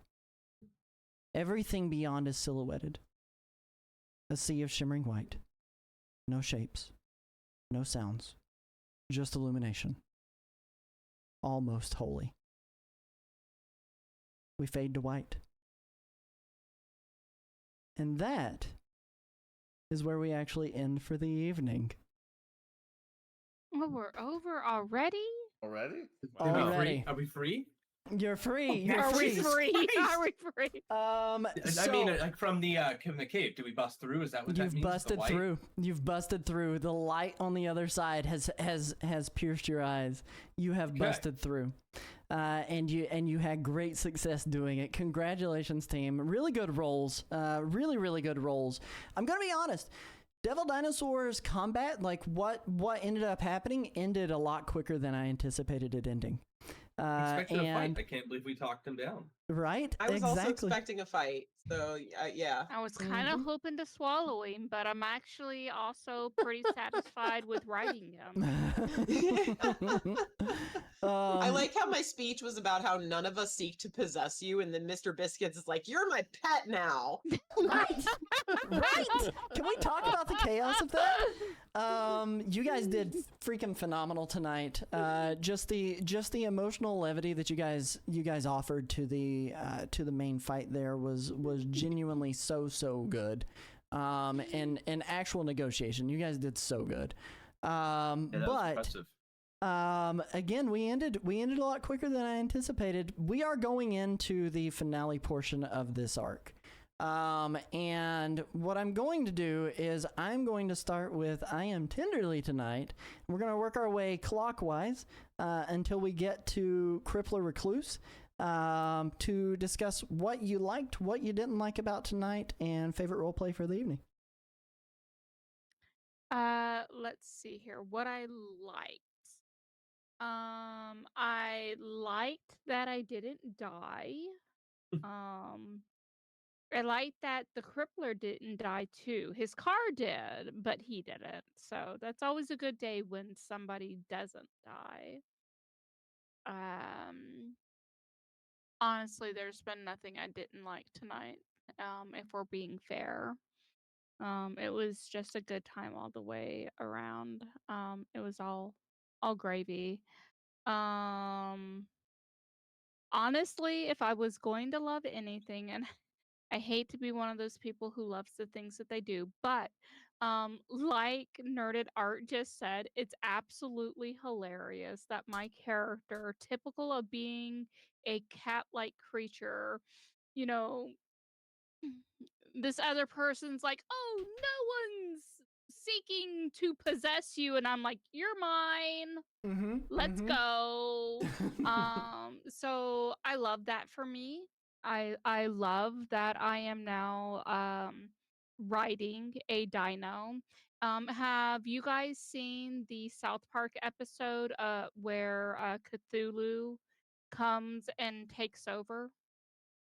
I haven't. I have missed it, but I know that the Wildwoods probably had. I know they were big fans of South Park. So. Okay, so there is a South Park episode where they're doing the whole Marvel thing, and it's the Raccoon and Friends storyline, and there are some people who summon Cthulhu, and Cartman is like, "Screw you guys! I'm, now going to go and get Cthulhu to, like murder all you guys." And so his superhero character is the raccoon, and he acts like a cat in it, and so he like beguiles Cthulhu into being like, "Oh, this cute little, fuzzy cat-like creature, just let it have its way." And he's like constantly riding around on Cthulhu.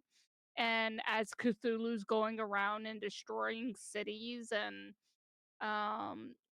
whenever he's trying to get his way with Cthulhu, he starts doing the whole cat thing of like making biscuits on him, and he's like, "Oh, give me my way." And so yeah, so now we have Mr. Biscuits riding around on Devil Dinosaur, calling him Mr. Man, and I find that absolutely amazing. And like I said earlier, I really hope that people come up with some fan art, because if you can't come up with some fan art of Mr. Biscuits riding a double dinosaur with carrying a coin purse, what is wrong with you? Because that is amazing imagery. So Thank you, Tindy. Thank you so much. Keyword Savior, Stringavine, what'd you like? What did you dislike? And what was your favorite roleplay? If I can suggest, Tindy, you don't like the fact that Mr. Biscuits had to get off of Devil Dino to get into the stupid mech thing. yeah, that was dumb. I just Mr. Biscuits just immediately gets right back on. We are now inseparable. We are fused. It's my headcanon that when we were trying to break through with the drill too, that the recluse was just like not having it. He wasn't putting his stuff into it.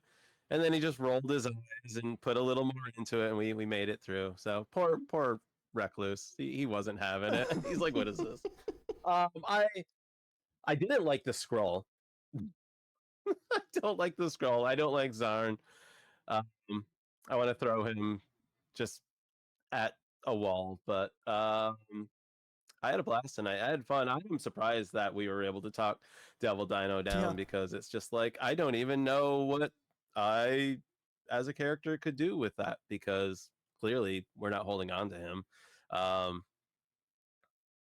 But yeah, and it's interesting that the stupid scroll didn't give us any sort of like there was no forewarning. They're just here and they've been doing all whatever and hey, look, that giant problem is here. So instantly now. Yeah. What jerks. I know. I know. That's totally fair. All right. Saki. Thank you, by the way. Tonight was fun. Not a problem. The scrolls are poopy heads. Oh, they're just misunderstood. We've established those dang poopy heads. Whiny. Whiny. Yeah, whiny. Background check? Background check. Oh, man. That was my favorite line tonight, was the background check line. Just a callback. I like the pace. It kept up for the most part. We all had plenty of time to shine. I'm sorry to Crippler for taking away his dino fight. Least a favy ... I got shot, though I'm probably healed by now.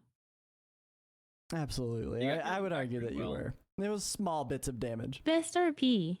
Nerd at Art's getting into Devil Dinosaur, telling him we wanted to work together, reinforcing what Dragoness said.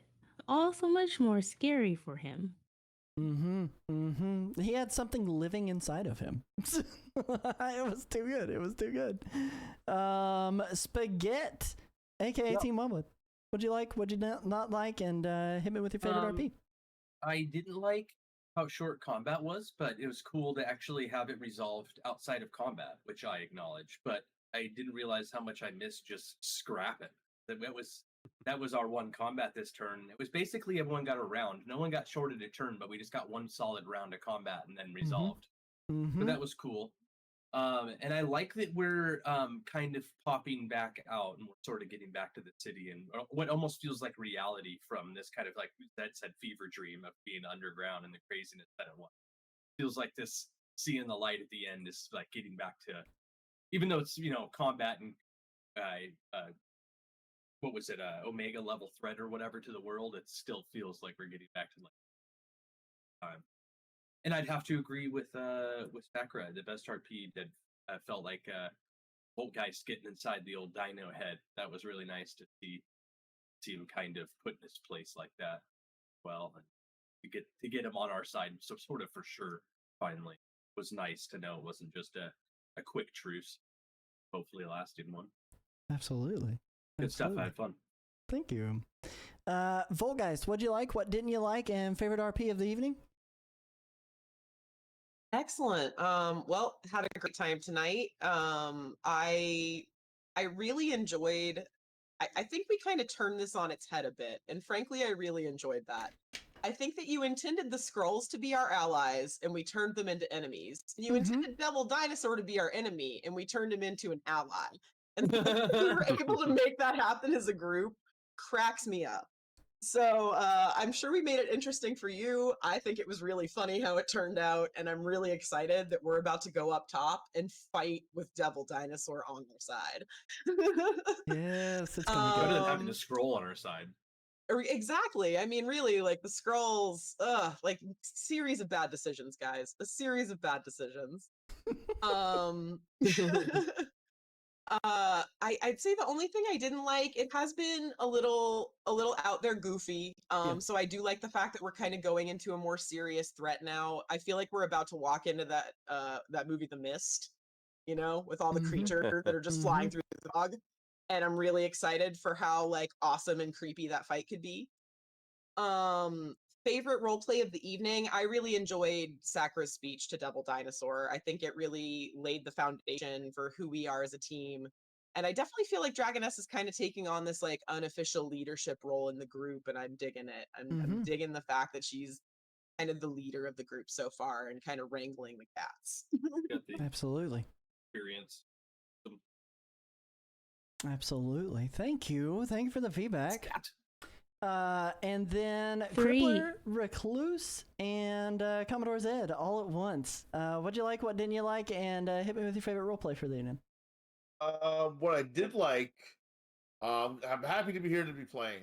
It's so good to get to play and to get to play with all my friends. I absolutely love it. And what I really liked about the game, the pacing was really good. We went a little short, but it seemed that's fine. That's fine. That's no problem with that. Pacing was good.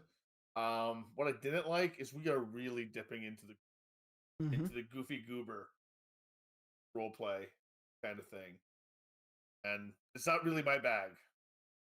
I feel that. It's just not. It's not my bag.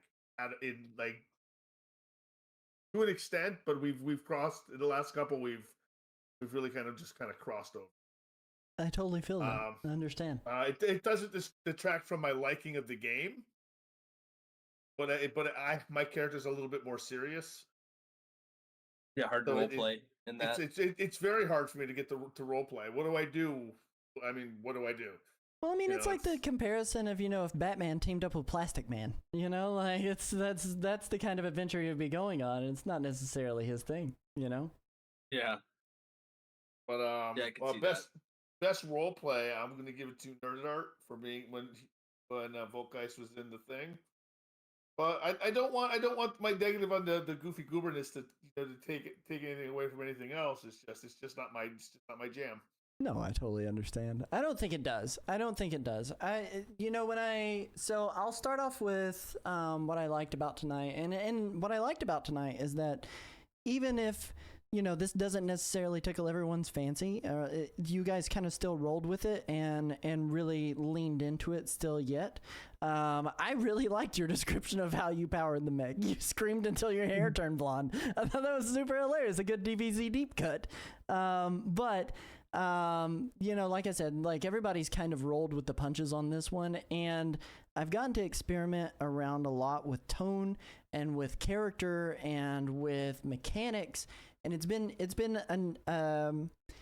a nice learning experience is what I'll say. I've enjoyed that. In terms of what I didn't like, I was not expecting the combat for Devil Dinosaur to go as short as it did, and that's not to detract from what you guys were doing. To put it in perspective, that creature has 240 health points with a damage reduction of 3. You guys would have been picking at it and disabling it over an extended period of time, and I anticipated that going differently. Yeah. The thing is that you all were on the right track, where there does have to be a level of negotiation there with him. I just didn't expect you to succeed so quickly, because the people who were doing better it, to have an ally. Right. Yeah, Dragoness and Nerded are yes. They just Yep. Volkgeist and Dragoness talked him out of it in two actions. Mm-hmm. And that was freaking awesome. I did like. I'm gonna say one of my favorite RP moments tonight. It was such a throwaway line, but it made me giggle so much. Was when Spaghetti said to Stranglevine, "Strangle him with vines," and you said, "That is my name," back to him, and I cracked up on the inside. It was so good. That was good times. I liked the amount of help you guys were all giving each other too. Like there's never a moment now, because I've started to see you guys as a team begin to work together and recognize when there are deficits and what you can do to make a difference in that. And I appreciate the level of reactions to be like, I'm going to help this teammate, because first arc, there wasn't a whole lot of helping going on. There was some, but it came at the urgency of me as the narrator going, you should think about helping this person. And now you guys have gotten really, really, really rooted into the rules and the regular gameplay loop and how things work. And I don't necessarily have to be like, this is an idea that I would do. Maybe you should take notice. So that way I just can kind of leave you guys to do whatever it is that you want. As far as tone, Yeah, I would agree. We've kind of went pretty deep into the wacky racers to an extent, right? So we started off with the wacky racers Didn't with think about String of Wacky Vines Racers. first I love that show. experience here. And you know, the vote for the vibe was to do a mix, and we're going to be getting back to some of that darkness, some of that more rooted, fear-based style experience. It doesn't necessarily need to be a fear-based experience. Just we were doing what we were doing for a long time. This just felt like we got a little I crazy feel with this Stranglevine all. is a this serious run. character. Mhm. I mean, Mhm. I hope he brings a seriousness to it. What So we're going into feels like it's. Let's all wear black leather. There you go. There you go. Let's compare X-Men from the late 2000s. I say yeah, it's like some more late 2000s, all black leather style X-Men. Right, but we are gonna be getting into more dark and gritty again, and Frank Miller's taken over the pen. I think I think that there is a level of dark and gritty that kind of communicates stakes a lot easier than wacky and the other mix of it. Yeah. You know, I don't want to go all the way. I don't want to go all the way Zack Snyder from James Gunn. No. But I want to get off of James Gunn and maybe head back into not Joel Schumacher territory, but maybe swing back into Tim Burton. Absolutely. Where things are grounded and mature, Mhm. but not Joel Schumacher kind of Absolutely. insane. I mean, part of what makes Marvel is that they don't ever take themselves too seriously. I mean, like in this instance, I mean, you're talking about there's a man on the team made out of spaghetti. Like, how serious can you really be? You know, you've got a man shooting vines out of himself. You've got a man shooting spider webs out of himself. You've got a freaking talking cat.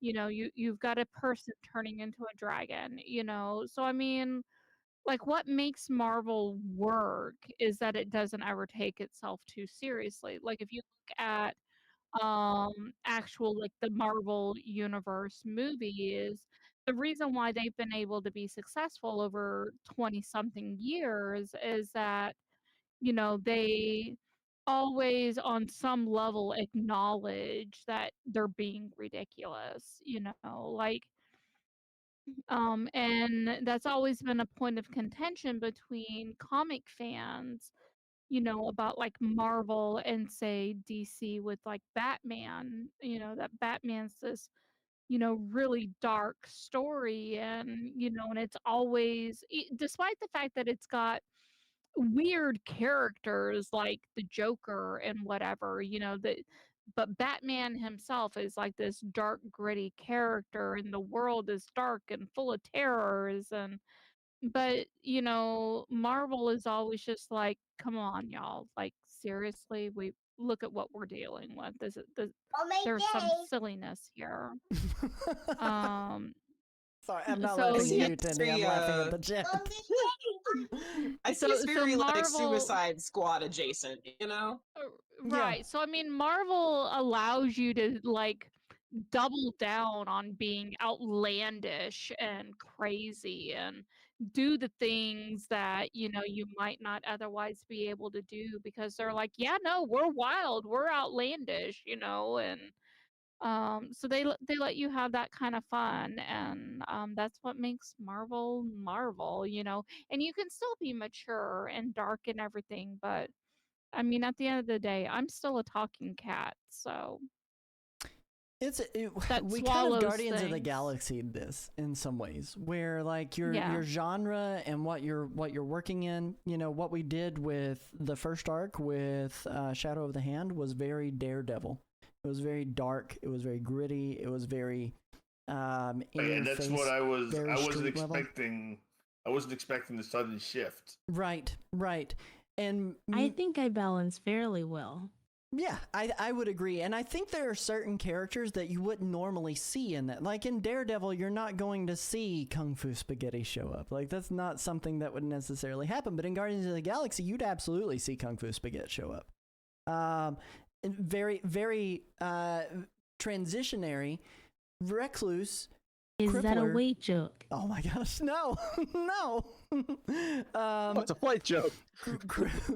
Crippler, on the other hand, would fit right at home with things like Secret Invasion, with things like Punisher. Yeah, Punisher, with things like Daredevil. You know, those are the kind of normal areas. And when you have the diversity on the team that you have, it is a little bit hard to go, okay, why is Crippler here? Would he be here? Is this a normal place that he would be? And of course he'd be, you know, kind of looking at this as if this is ridiculous. It's childlike. And it is. It is. We figured you guys started in Hell's Kitchen. Right. I mean, how gritty can you get? Right. So I think learning as a storyteller how to balance the tone is an important piece for me kind of going forward and seeing, okay, well, this is what kind of tone that we really want to do. And when majority of my heroes say, hey, I want to mix, maybe it doesn't go so far into the wacky racer side of it. But, you know, you have those touches of here's the bright and colorful and cheery. Zed brought up anime feel. Mm-hmm. Here's the thing. I mean, even like Naruto, especially something like Full Metal Alchemist, you have really dark, really bleak moments. Mm-hmm. And then they have like that little bit of silliness, that levity. Zed, this is the Hostess snack cakes ad, you know, and then we're going to get back to, you know, right? It's kind of, we had the little bit of fun bit. We got to slap around the idiot squirrels, and now we're getting back to... I think Crippler and Dragoness need a good, serious heart-to-heart. Yeah, right. I don't know if Crippler wants to have that.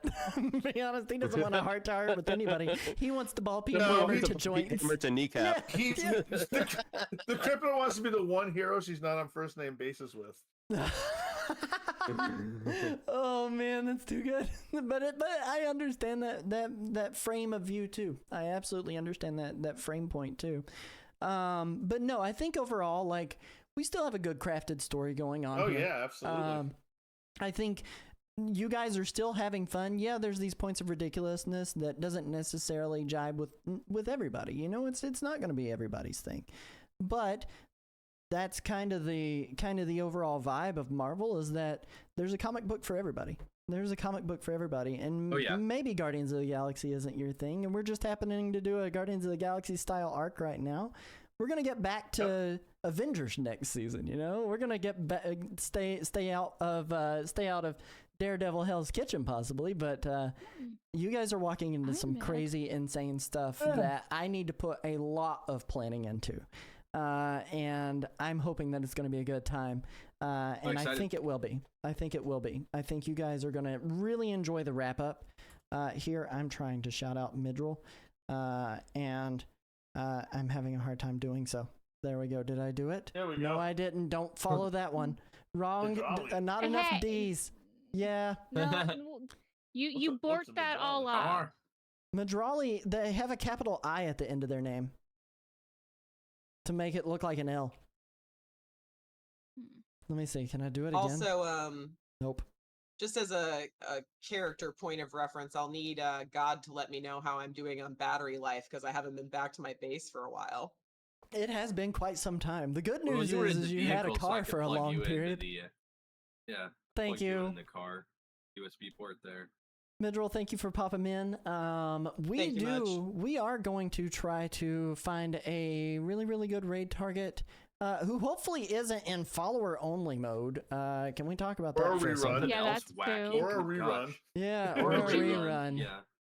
You should all be following my sweetheart Mid, because he is amazing. He is a great member of our community, and you know what we say over on my channel. Follows are free. Give them away. Follow that man. Oh, I know where we're going. It's not tabletop for once. It's not tabletop for one time, because our good friend who shows up in every single one of our chats, Skep, is streaming right now, and he's trying to hit affiliate this week. So we're going to take all of you guys over to raid Skep. Please don't leave. Give him viewership. He is trying to hit affiliate this week, and he's going to do it. A name so nice, you must say it thrice. No, he wasn't thrice, right? yet. Yeah, and I think they lowered the needs for They have. affiliates. So just hang out. They have, Just by a hang out. lot. We'll get this. Just hang this guy. out. I Now you believe just need he needs 25 followers, I believe. Let me see where he's at currently. He's got plenty of followers.